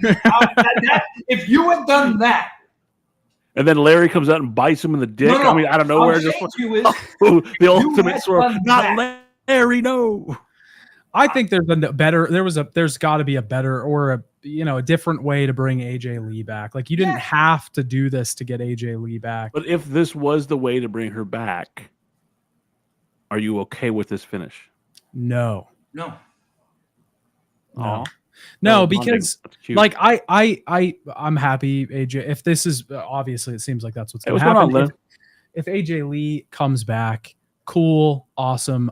It's still a mistake. I think that spot could have been filled by somebody else who needed it more. This is supposed to be the vision for the future of the WWE. Who's that person though? I honestly like somebody from NXT. People were saying like Austin Theory. People have been theorizing Austin Theory for a while. The big thing is everybody wants Austin Theory to go fucking babyface. Grayson Waller could have been the guy. No, he's up to New Day's ass right now. No, I'm just saying somebody. Okay, huh? Is there any other Paul Heyman? Pete Dunne is one of the Grande Americanos. Pete Dunne and Big Strong Boy. Who is Big Strong Boy? He's called Chad Gable. No, Tyler Bate. And Pete Dunne are the Grande Americanos with Lou Kaiser. I got to do this thing about Universal. What he just said. Okay, she's had 10 years plus off. If you read anything she's done and stuff like that. No, she did say that. She said that she wasn't going to come back to wrestling because it was hard on her. Yeah, but if you also heard some of the comments she said is right situation, right time, right program. To where I don't feel, I'm going to get that pressure. Right, working money. With her husband. With her laced up her boots. Right, working with her husband. What was this? Working with her husband relieves a lot of that pressure. I'll say this. One of my favorite lines from her. You can't lace up my Chuck Taylors. So, hey. Oh, shit. Do we have that picture? Hey, do we have Sasha Banks, if AJ Lee's still around. Oh yeah, never mind. It's a cool picture though. What's that? Say that again. Do we have Sasha Banks if AJ's around? Do we have Bayley if she's around? Do we have Becky if AJ was still around? And do we have Charlotte Flair if AJ's still around? So Universal says she's bipolar, not medically cleared. Okay, fair. Well, WWE TKO is willing to do things that the most people would not consider. Well, I'll just say Brock Lesnar. Yeah, I don't know. I think it's pretty. I mean, they were talking about it on the post show. Even like Punk was Punk grabbed the sign out Punk of the audience that said sign with his wife on it. AJ Lee. Like it's. I mean, maybe it's a swerve. I don't know, but it seems like that's the route they're going to go. I don't know. I just think that I thought there was better ways to do it. This was I agree. An anticlimactic finish. Speaking of swerves, but I just want somebody to know that being bipolar. Speaking of swerves, I was going to say being bipolar does not. That's my transition right there. You can't do anything because I met a lot of people in my life who are bipolar. Was married to one, including you. Oh, I'm not bipolar. I agree with you, Universal. If you watched the show last week, I was all fighting about that. He was accused of pissing on people. Can you? Is it? Are you not medically cleared if you have bipolar? If you have BPD? I don't know. No, because you can take medicine for it to control it, just like everything else in this world. Yeah, that's. Well, apparently Adam Rose took Adderall and they fired him for it. So I don't know. Well, the thing about bipolar, like I say, it's one of those things where the medicine you're on. Well, that's to be fair. More. Every state in the country acknowledges the medicine you're on for bipolar. Ronaldo was bipolar, and he worked there for a while. Yeah, I don't think that's a not medically cleared thing. I could be wrong, but that seems speaking of crazy. Swerves, Gerard, until you interrupt me, like you like to do, Swerve Strickland, and again, I'm not a big fan of talking about AEW, but fuck it, we're here, is out. Thank you for humoring me. Will Ospreay is out. Kenny Omega, he says he's okay, but he's pretty banged up. Yep. Is there? And I'm going back to, and I'm glad you're here, son, so we can talk about this. Is there an injury problem in AEW? Are they doing these spots too much and causing themselves, well, not only the loss of money, but shortening guys' careers? Son? Well, we've talked about before. Hold on, Gerard. I thought you asked me first, sorry. I don't know. I mean, I think if it's an issue overall, I think that it's probably a wrestler issue because like even Will Ospreay, like he was about to have neck surgery and he went out there and wrestled that match at Forbidden Door. He was doing some crazy stuff. And should he have done that? Probably not. But like he said, if this is going to drastically alter the way that I am forever, then I want another match. So I don't know. I mean, they kind of put it all out there in AEW, it seems. And if that's a longevity problem, I think those guys are probably doing exactly what they want to do. Is that up to? Do you think that's up to the company to stop them? Partially. I think that at some point. Okay, I go back to the CM Punk Jack Perry situation. Jack Perry's big thing is it's real glass. So he wanted to break a fucking windows out of a rental car, and CM Punk came out and said, "Motherfucker, if you start doing that and you start taking your cars back to budget, then they're not going to fucking rent us cars anymore, and we're going to get a bad reputation. You go out there, you hurt somebody on real glass instead of using the gimmick glass. We get what you're trying to do. No one's questioning if you're tough or not, but it's stupid fucking decisions. And I think at some point, somebody's got to say, hey, brother, I'm doing this for your own good. I'm trying to help you so you have a longer career." He goes back to The Undertaker and Big Show. They were talking years ago about how Big Show went on Steve Austin's podcast, and he said Macho Man came up to him and said, quit trying to run with the Joneses, less is more. You're a big guy. We're talking about longevity of your career. Great. You're a giant explosion, but who remembers those guys? Who remembers those guys and their legacy? The thing I'll say is, yeah, it's probably I think you're right. It probably is partially up to AEW to say, hey, you got to chill out a little bit. But I think this is also just bad timing. I mean, WWE has had a lot of injuries this year too. I think it just so happened to be like 3 of their top really big stars at the Well, we're same talking time. about Will Ospreay suffering an injury that he may never come back from. Kevin He Owens wrestles a lot. He wrestles a lot. Kevin Owens, and I love Kevin Owens. He's by far, up there with one of my favorites, especially when he was Kevin Steen. And even in the shit he did in Ring of Honor, the fucking ladder wars and all that other stuff, it's not until now, all these years later, well over 10 years with the company, with WWE, right? Almost, yeah, it's getting up there. That he had an injury because they made him take that time off. Medical didn't clear him. It's like, no, that's a stinger. We're gonna pull you off TV for a little bit. Finn Balor, he won the world title, got a stinger, broke his shoulder or dislocated his shoulder. They could have kept the belt on him. They could have said, "Oh, we're just gonna get you this, a little rehab. We're gonna get you right back." No, they had him take time off. They did that because I don't always agree with WWE. I'm not a big fan of WWE sometimes.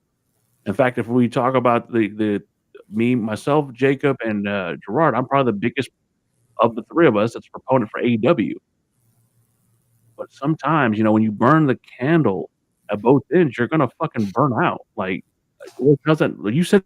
Like Neil Young said it when I was looking at the blown apart video.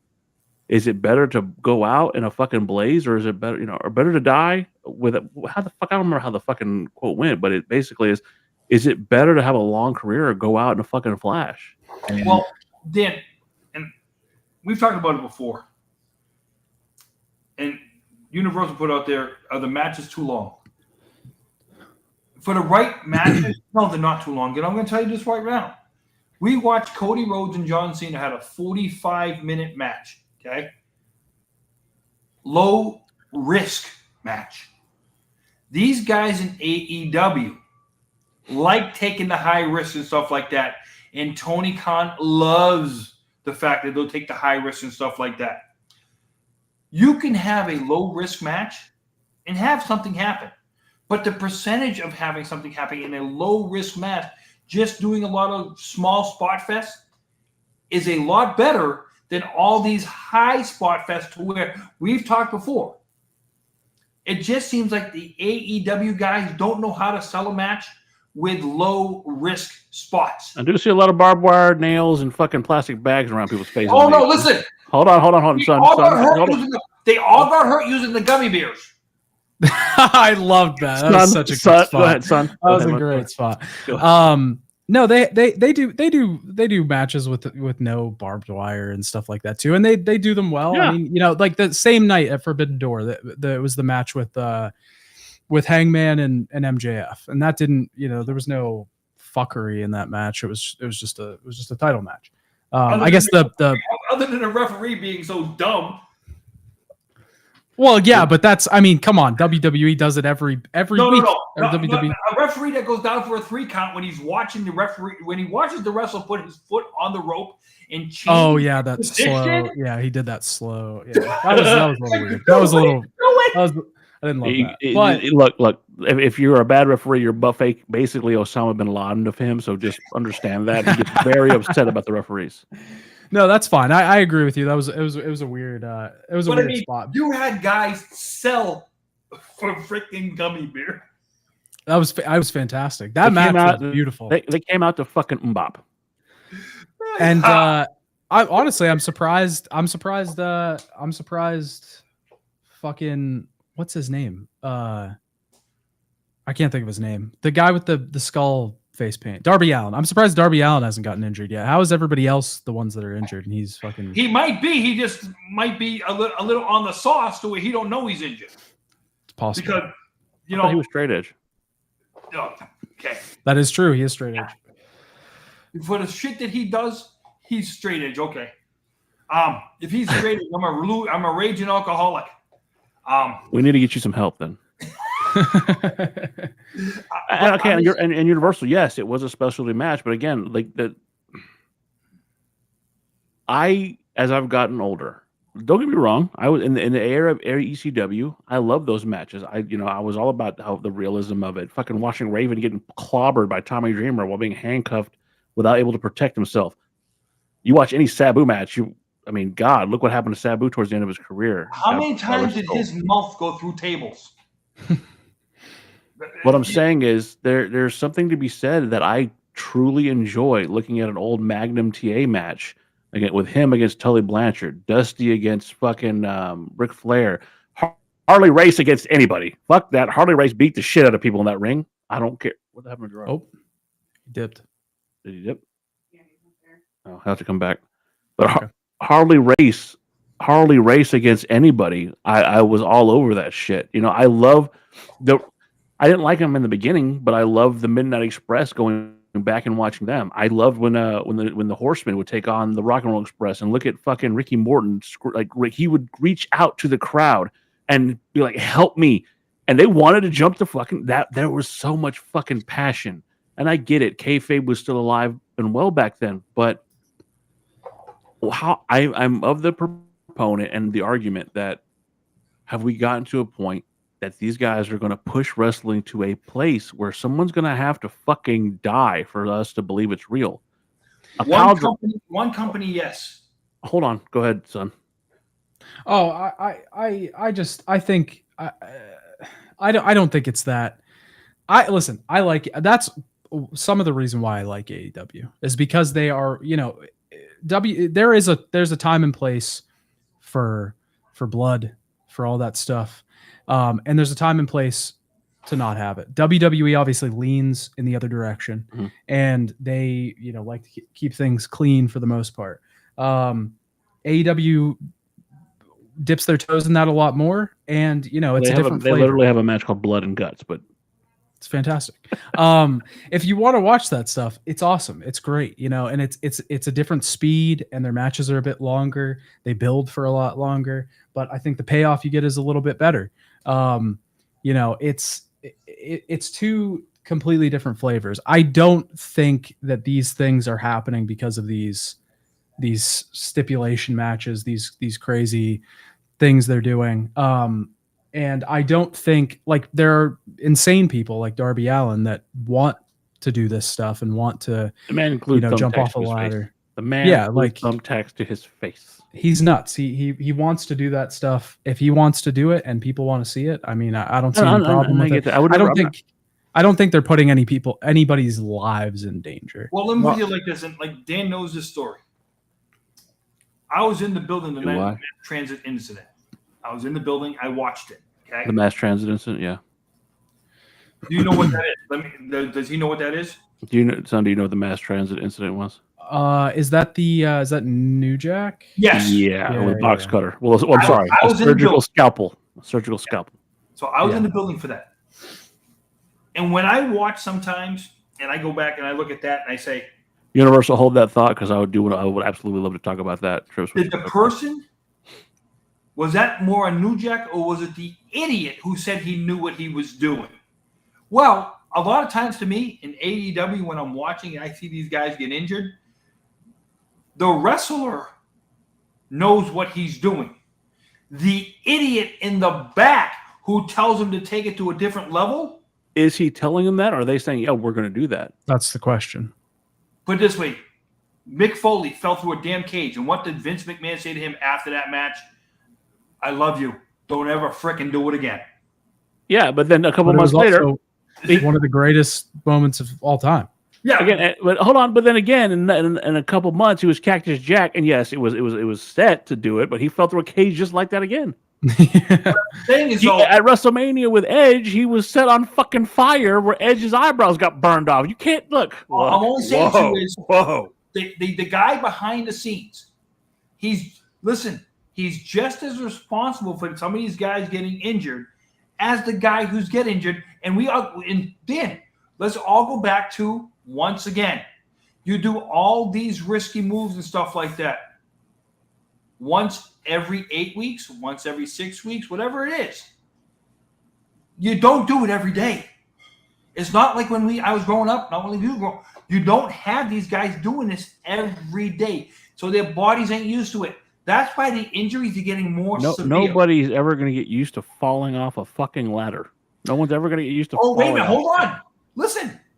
Ric Flair used to do 1 hour matches 7 days a week. Hold on, that's apples and oranges. Ric Flair did a flop, did a flow over the ropes, did a fucking beg for his life he did the same match for 40 years. The Road Warriors and scaffolding matches, they would do it every night of the week.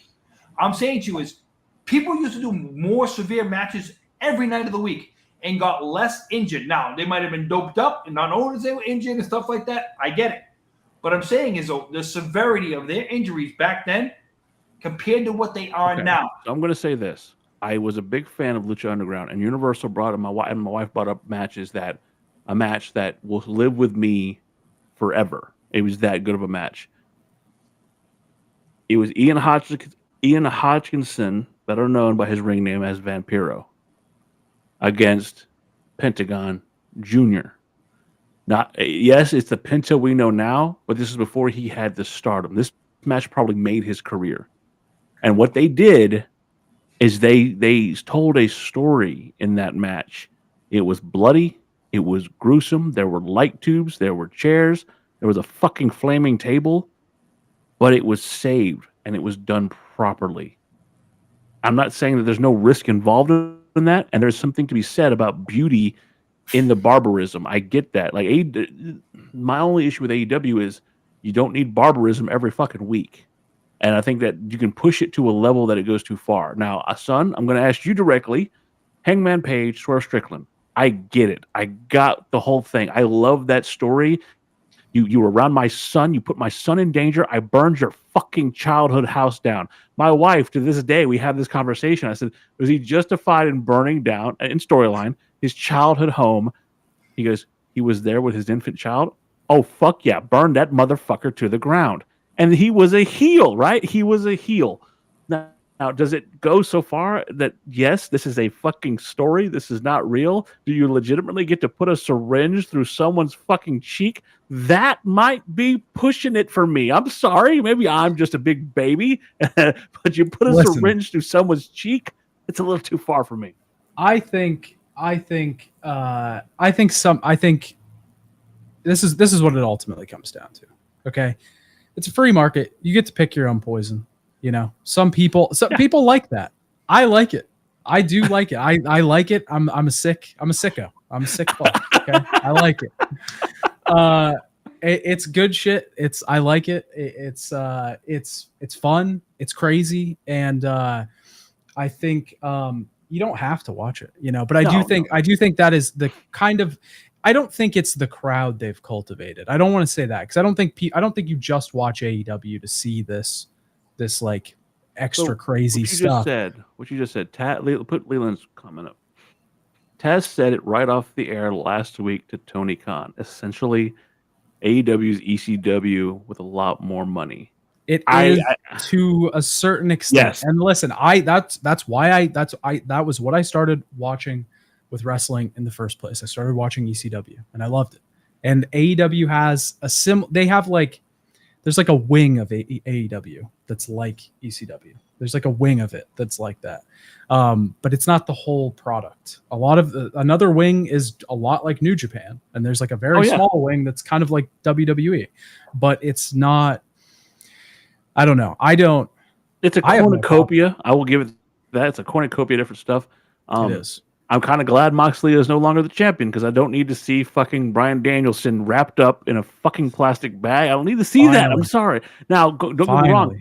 It goes back. And I love Mox. I love the character Mox. I think it got a little dark. Got a little bit dark. I don't even think it got dark. It just got boring. It was the same thing. There's to that. But again, and if you go back to that paper or that plastic bag spot, that's something that Terry Funk did years ago. And it was fucking nuts back then. It was crazy. Using bed of nails. It just threw me off a little bit. Now, the glass spot I can live with because 9 times out of 10, that's sugar glass. That's not a big deal. Yes, it could cut you a little bit. Yeah. Let me ask you this. Because I want to ask him one question. Because you say the stuff with EC, you say the stuff AEW does that reminds you of ECW. Was the gun spot good? I mean, you know, Brian, I think there has to be. When what's his face there? Who was when Brian Pillman? The gun spot with Steve Austin. Mm-hmm. Was that good? I guess good in what way? Effective or safe? Should it have been shown on television? I think there's a lot of things shown on television. Well, I think especially that era. That to me compares to the house getting burnt down, right? Hold on, Gerard. But you're old. Did you watch the show? Did you watch the show Dallas? You're old. What a thing to say. Are you still trying to ask me who killed shit, JR? I'm just saying they pull. Look. We've come to a time where I think we're all grown enough to know that this is basically a male soap opera with a bunch of men slapping meat. That's just what it is. Now, and that's not my quote. That's the quote of Big E. Big E says it's a bunch of men slapping meat. Okay, and soap operas like fucking was that General Hospital and fucking All My Children, all that guns get pulled. Listen, Luke and Laura. I'm old enough to remember Luke and Laura. You fucking remind me of Mark and Mindy. But anyway, what I'm saying is, is it okay that those shows have guns and violence and shit like that? Yeah, I think if you're talking about like, is it a bad influence? That's just there's a million things on TV. There's a million kids have access to the internet now. They're going to see worse stuff on the internet than somebody's house being burned down. Yeah, I'm fine with the house being burned down. I enjoy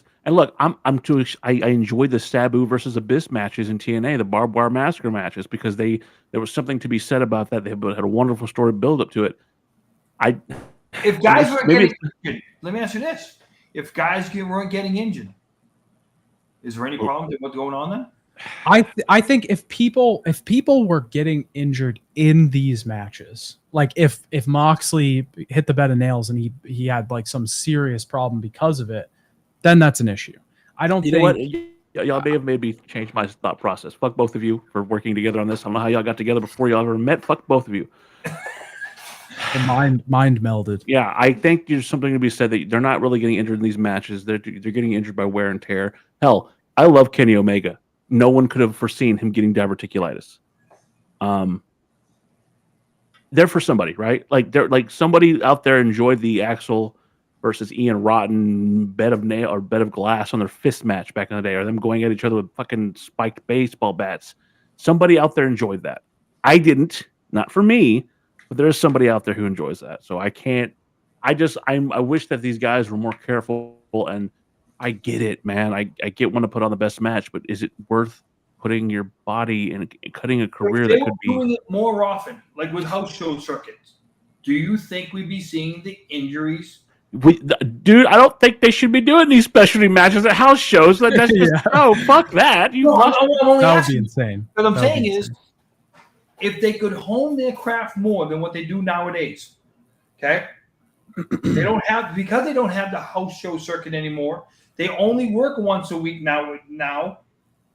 Can that contribute to the fact of, hey, the body doesn't recover what it used to where the guys back in the day did it every day, though the body got used to these guys do it once a week.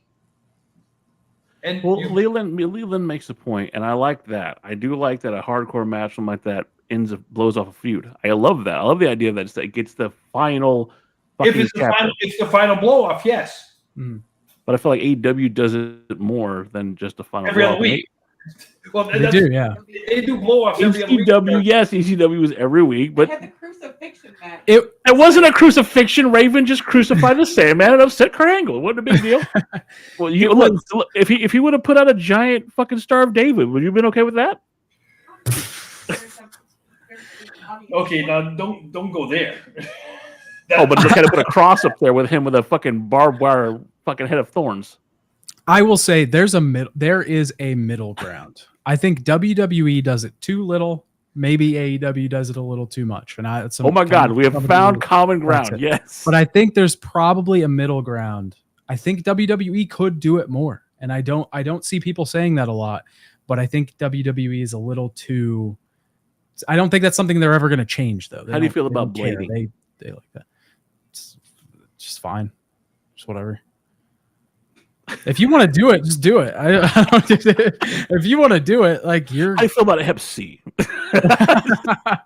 Well, I mean, people they get tested. They're fine. They'll be all right. They got great doctors in WWE. No, I think at the end of the day, this honestly comes down to, I don't think this is a situation where Tony Khan is in the back room going, "You better get out there and do this. You better get out there and land. I'm going to give you a machine gun. You better shoot him in the throat."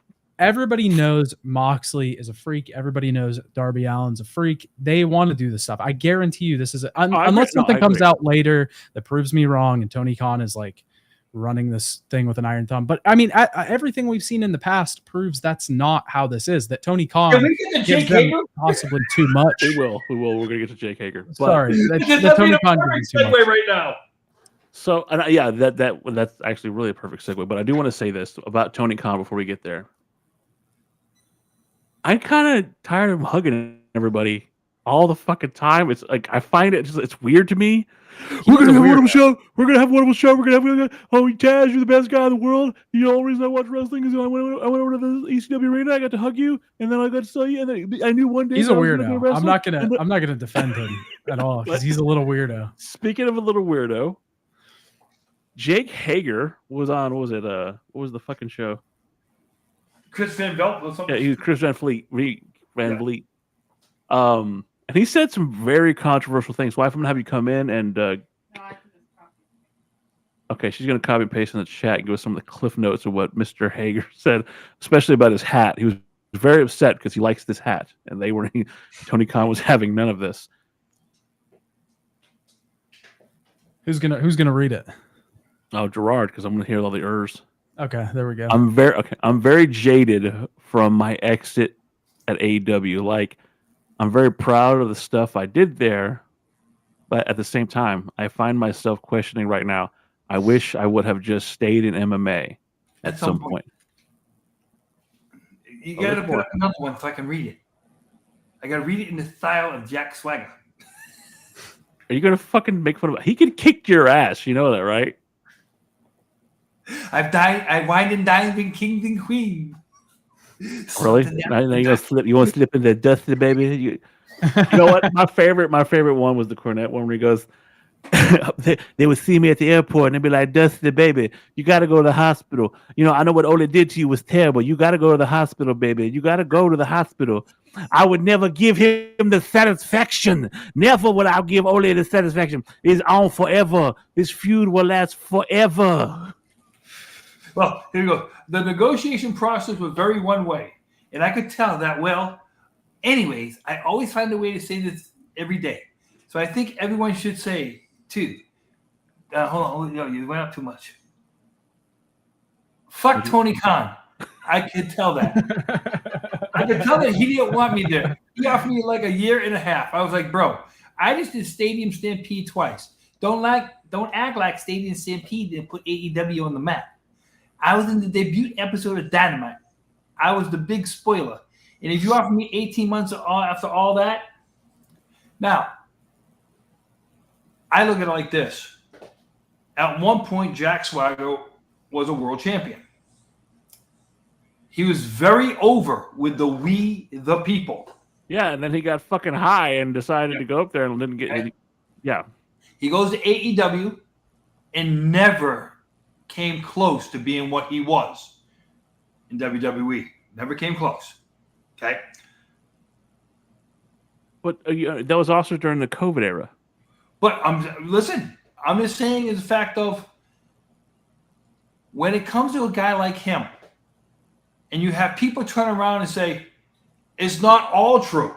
Okay, so no, the thing that they're saying is that Tony Khan had a meeting after the whole CM Punk thing and basically told them, you're going to do what I want you to do. I'm the one who pays your shit. If you don't want to do it, then I'll put you on the fucking in a triple threat or a 6-man tag at the beginning of the show, 30 minutes before the show starts or whatever. And like basically, I'll run you off fucking TV.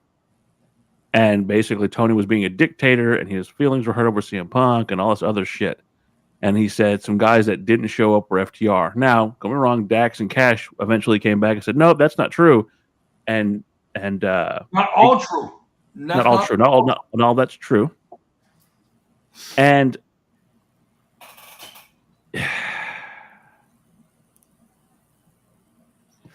some of that, I don't know. It's weird. It's a weird fucking situation.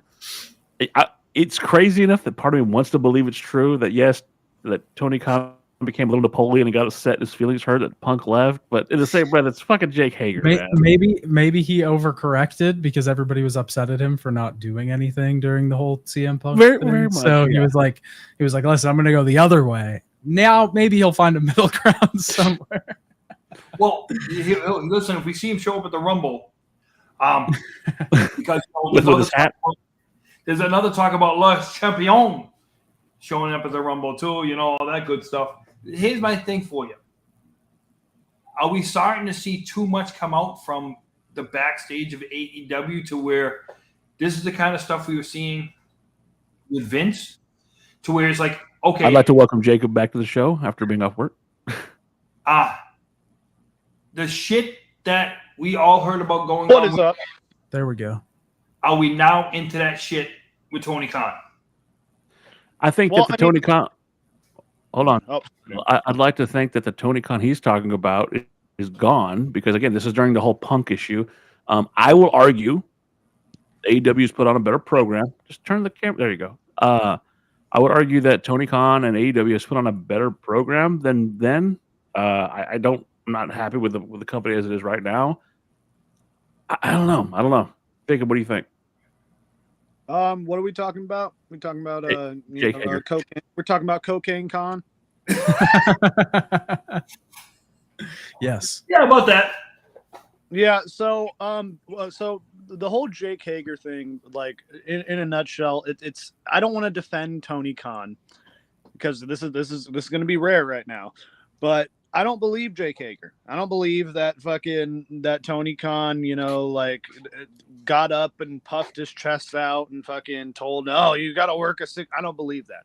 I think he is trying to get in the good graces of WWE because he thinks that there's a chance they might hire him back. But this whole bullshit about fucking, "No, I have my own truck. I don't care about wrestling anymore." It's bullshit. So. And speaking of Jericho, the fact that we're going to have Jericho possibly show up at the Rumble is amazing because of all the shit that he's talked over the years. But I just think Jericho's working, the internet more than anything. But yeah, I mean, this is the one time I'm really going to defend Tony Khan because, again, who cares about Jake Hager? The fact that he even offered Jake Hager a deal to stay to begin with is amazing. Because who cares? You didn't like his hat? No, yeah, I like this hat. One of the stupidest ideas I've ever heard ever. And it's like, yeah, no wonder why fucking Tony Khan didn't want to fucking give him the time of day. So Gerard, I'm going to ask you, did you hear? So basically he said he had a gimmick idea. If you ever watched Guardians of the Galaxy, Jake Hager wanted to be a character that only said, "I like this hat." And everybody was going to understand what he was saying, like when Groot speaks from Guardians of the Galaxy. And all he would say is, "I like this hat," or "I like this hat," or "I like this hat." And that was going to be the gimmick he wanted to roll with. And he really believed that was going to get over. Do you think that would have gotten over, Gerard? Stupider ideas of. I like this hat. Yeah, let me put you like this, okay? You mentioned his name earlier in the show. Remember somebody putting on a hat back in the day because they took a hat off somebody's head. And the I don't person like your with hat. the hat on got absolutely pummeled. WWE back then could have put the hat on sale and probably would have sold 1 million of them. It's like somebody would have said, Hager, probably with the hat idea, WWE probably sold 1 million hats. Okay? The gimmick is not the bad idea. The person doing the gimmick can be the bad idea. Hager? Idea. He's just. I wish I could have listened to the interview as a whole. My thing is, he's burning the bridge with AEW. Is it a bridge worth burning? In his mind, probably yes. Does he have? It's just convenient to me to where him and Jericho in the same week have the same kind of. So one has the rumor of coming back to WWE, and one is yapping about Tony Khan. If they come back together and reunite Oh man. Okay, so son, I'm gonna ask you. Do you think if again, I'm not gonna believe it until I see it, kind of like the AJ Lee thing. If Jericho comes back, does he come back with Jake Hager? Does he do the whole fucking Nueve gimmick? Not even the Nueve. Does he do the La Champion gimmick? What do you think he does?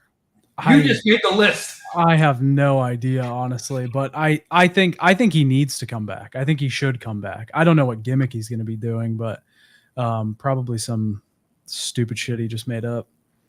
You just made the list. You don't like the Painmaker?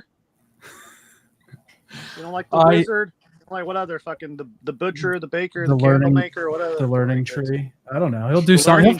He is a constant stream of gimmick ideas, and they're all killers. So whatever. The learning tree was not a killer. It was not. I'm kidding. Dan's the only one in the world that likes the learning tree. Hey, I literally just said it was not a good gimmick. How are you going to put that on me? I just said it was a horrible gimmick. Does he come back and bring up the list of Jericho? And honestly, to be honest with you guys, Hangman Page not too terrible these days. You know, that's a rarity. Hold on. What time is it? Did time stand still? Or is this the apocalypse? What just happened? Did Jacob motherfucking Jacoby say that Hangman Page is not so bad? Gerard, you're losing him. He's not so bad these days. Wait, Gerard, you're losing him. Oh, are you guys doing this for me? Is that what's going on?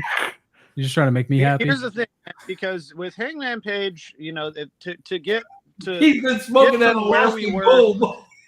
Well, see, here's the thing, like after like the apocalypse happens, like sometimes you want a little bit of light, like after like I bet when Hiroshima went off, there was a little bit afterwards, like there was some light, and they're like, oh, it's not so bad anymore. Because that whole bullshit with the really, you're gonna that's kind of fucking dark. Wait a minute, hold on.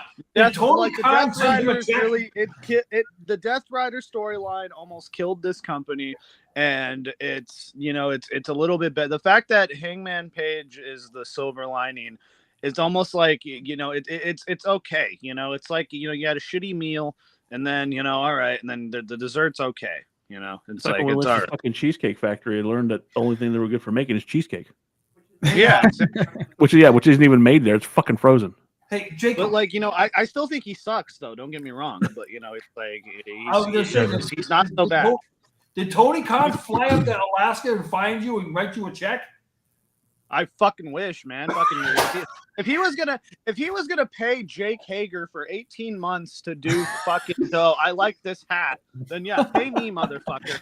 Like seriously. So basically, what we're learning now is that Tony Khan flew up there, had to meet Jumpin' Jake, and gave Jumpin' Jacoby over here money for some salmon. And that'd be fucking awesome. Again, he's a fucking dude. Like if I ever saw Tony Khan, I would just ask him for money. I would just be like, "Yo, can you just give me some money, my dude?" guy? You're the same guy who said you were going to mark out for fucking Jinder Mahal. Listen, don't fucking. You're not going to talk shit about the greatest of all time. Right now we're literally. That's son. If you come back on, and I'd love to have you and Jacob at the same time come back on, but you cannot hinder Jinder. You better not hinder Jinder while you're on this program. You will not hinder the Jinder because again, we're talking about someone who's like the full package, man. Like if you really. I'm shocked he's not. Speaking of Royal Rumbles, man, like if Jinder shows up at the Royal Rumble, man, it's gonna be, oh my god, the tears. You wear the coloss. Yeah, the tears will flow down. Look at the last comment. It's like oh yeah. Do they even have arenas in Alaska? He probably yelled at Jacoby going, "We're bringing a pay-per-view in Alaska, just want to let you know." Live on Dynamite. They're going to do it outside of the tundra. Fucking amazing.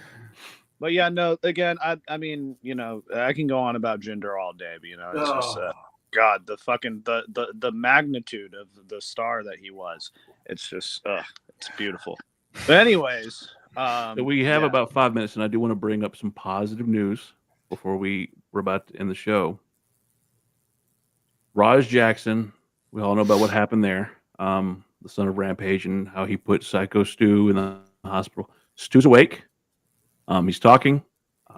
He has made a statement. I don't know what the statement is. Well, we may get to that another time. But Stu's finally to a point. There's a GoFundMe, and I think if we can locate it, I'll probably put it at the end of this in the comment section. Anything to do to help that guy out. It's a travesty what happened. And I do want to say this. I think that people attacking Rampage Jackson, they need to leave him alone. Look, his son is a grown man. Rampage didn't go in there and pummel this guy. His son did. Kid, Dan. He's a kid, remember? Like, that's what they were saying. That's what Mark Henry said. Oh, he's a kid. He's inside a riot, inside a kid. He's fucking 25 years old. It's like, nah, fucking it's as if son or you were to go in there and do that. Y'all are adults. You can make adult fucking decisions. And the problem I have is people are literally like attacking Rampage Jackson. And am I going to say that Rampage Jackson is the smartest guy in the world? No, fucking CT is a thing, and Vanderlei put a lot of damage to fucking Vanderlei made fucking Rampage find God. So let's just put it into perspective. One attacked a man in a ring. He's 25 years old, and I want to bless these people in Minnesota with what happened this week. That kid was 23 years old. You know what? What we're talking about with this 25 years old guy, I'm pretty sure those parents would much rather have that. So you know what? I'm not going to excuse anybody's age. You're a grown freaking man that made your own goddamn decision. And he's a fighter. He's a fucking trained MMA fighter. Okay, and son, you and I are the MMA fans here. Like what he did was 20 unanswered. And I've talked to Gerard about this, not so much Jacoby, but seeing as you and I are huge old school Pride fans, I want to ask you, is there anything right about a man being punched in the face 20 fucking times unanswered? No, I mean, people even drew the comparisons immediately. Like if that was a real fight, that would have been stopped like two shots in, and it was terrible. I think the reason I do kind of feel bad for Rampage because he is getting hate, but it's because his statement that he released wasn't that like great in terms of like internet like optics sort of thing, and he's got like nothing going on up there at this point. So I just kind of feel bad for him because he's just getting a lot of shit because he can't place his words properly. Man, that's his son. Of course, and as fucked up as it is, he's a father, and he's trying to do the best he can to be a father, but he's also said, I don't condone what my son did. Yeah. It's just a shameful, bad situation all around. So to be fair about that, I have a 25-year-old kid, and I'll tell you this right now. He'll always be my son. Okay? But I wouldn't condone him doing it. Hell no. If you need me to come to the jail and visit you and stuff like that, I'll come and visit you. But I will no way in any way, shape, or form defend you from doing what you did. Because he was out from the fucking slam, but Jacoby, he was out from jump. You saw absolutely no defense. And what did we say last week? We said maybe 5 shots. 1, 2, 3, 4, 5. And that's pushing it. Yeah, that's a lot. But the thing that gets to us is nobody from the back. And that's what I want to bring up. I want to bring that up to Jacoby. Jacoby, like he was out after the first drop. What we did see was this is kind of pre-fucking meditated. I'm going to ask you directly. You're being someone around the same age. Do you think this guy goes to jail? He gets sued? What do you think should happen to Raja Jackson? I personally think, it was straight up fucking attempted murder. Like, if you watch the fucking, first of all, it's premeditated as fuck because he kept saying the whole time, if you watch, like, the build up to all of this, like, oh, I'm tired of people calling me a bitch. I've always wanted to fuck up a pro wrestler for real. It was totally fucking premeditated. And that's what helps because all this shit is filmed. So you would think that this motherfucker should be behind bars, but it's just, especially when you find out the backstory of Psycho Stu and what went into it's really fucking sad. It's a sad story all around. I'm glad he woke up because I was convinced that he was bleeding out of his fucking ears, man. I thought this motherfucker was going to be dead. So it's literally, it's a fucked up situation. And I really think Raja Jackson should be fucking, he should be put behind bars. I mean, that's pretty much the only fucking solution here. Because what the fuck, How is he not arrested at this point? That's what I'm saying. Like, what? Like, I don't know. And apparently, because it's LA. Yeah, well, that's also true. The people from Knox Pro Wrestling, like they were told not to talk to the cops directly. That to me, right there, what you just said, that comment right there, when it's got out that these guys were told not to talk about it, I'm going to tell you this right now. The law enforcement should be looking at that because that's intimidating. Well, this is also a company owned by Rikishi. Yeah, but that's intimidating a witness. And they lost their WWE too, ID. Right? Doesn't Gangrel that doesn't mean nothing to me in the law enforcement. You intimidated witnesses by telling people, don't open your mouth. Well, and then again, towards the end of this, and I want to talk to Son about this.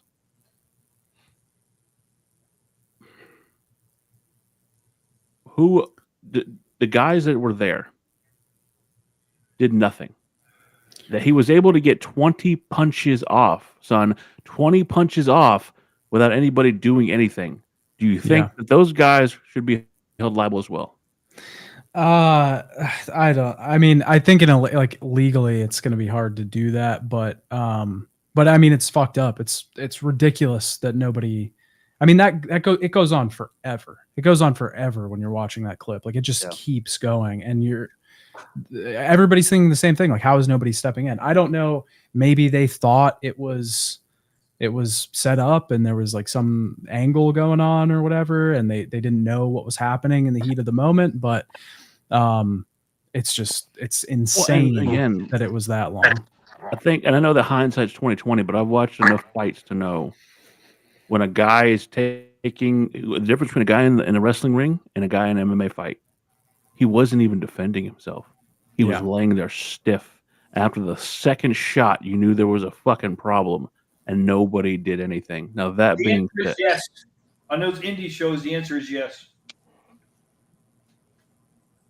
And he wasn't even pulling his punches either, and that's like the thing. Like he was just wailing on him. Those are full shots. If the one dude who came out, the one wrestler who came out and talked about it, I forget what his name is. It's like fucking.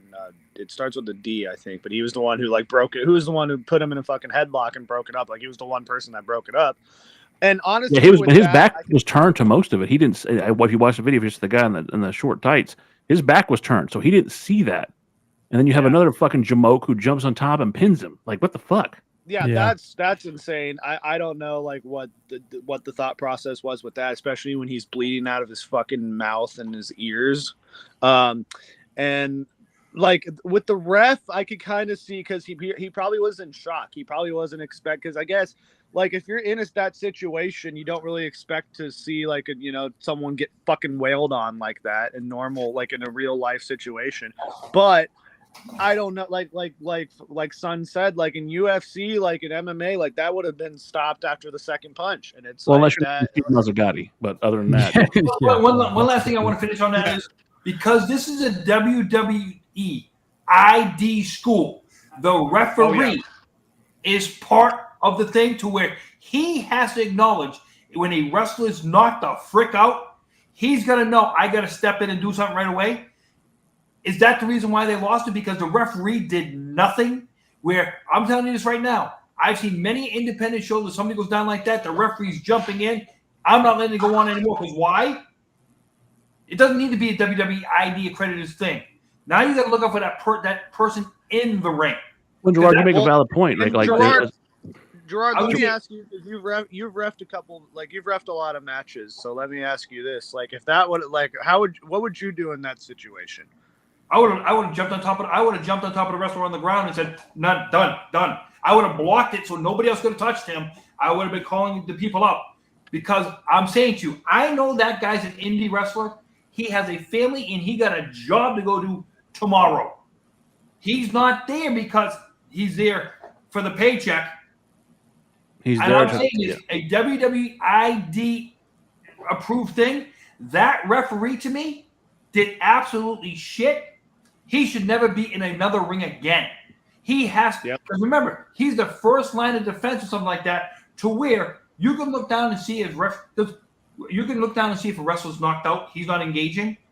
You got to be the first one to say, I got to stop this. Don't give a shit about what the finish of the match is. Now, like I said, we've also spoken. Guess what? Not one promoter will get mad if you save a guy from permanent injury.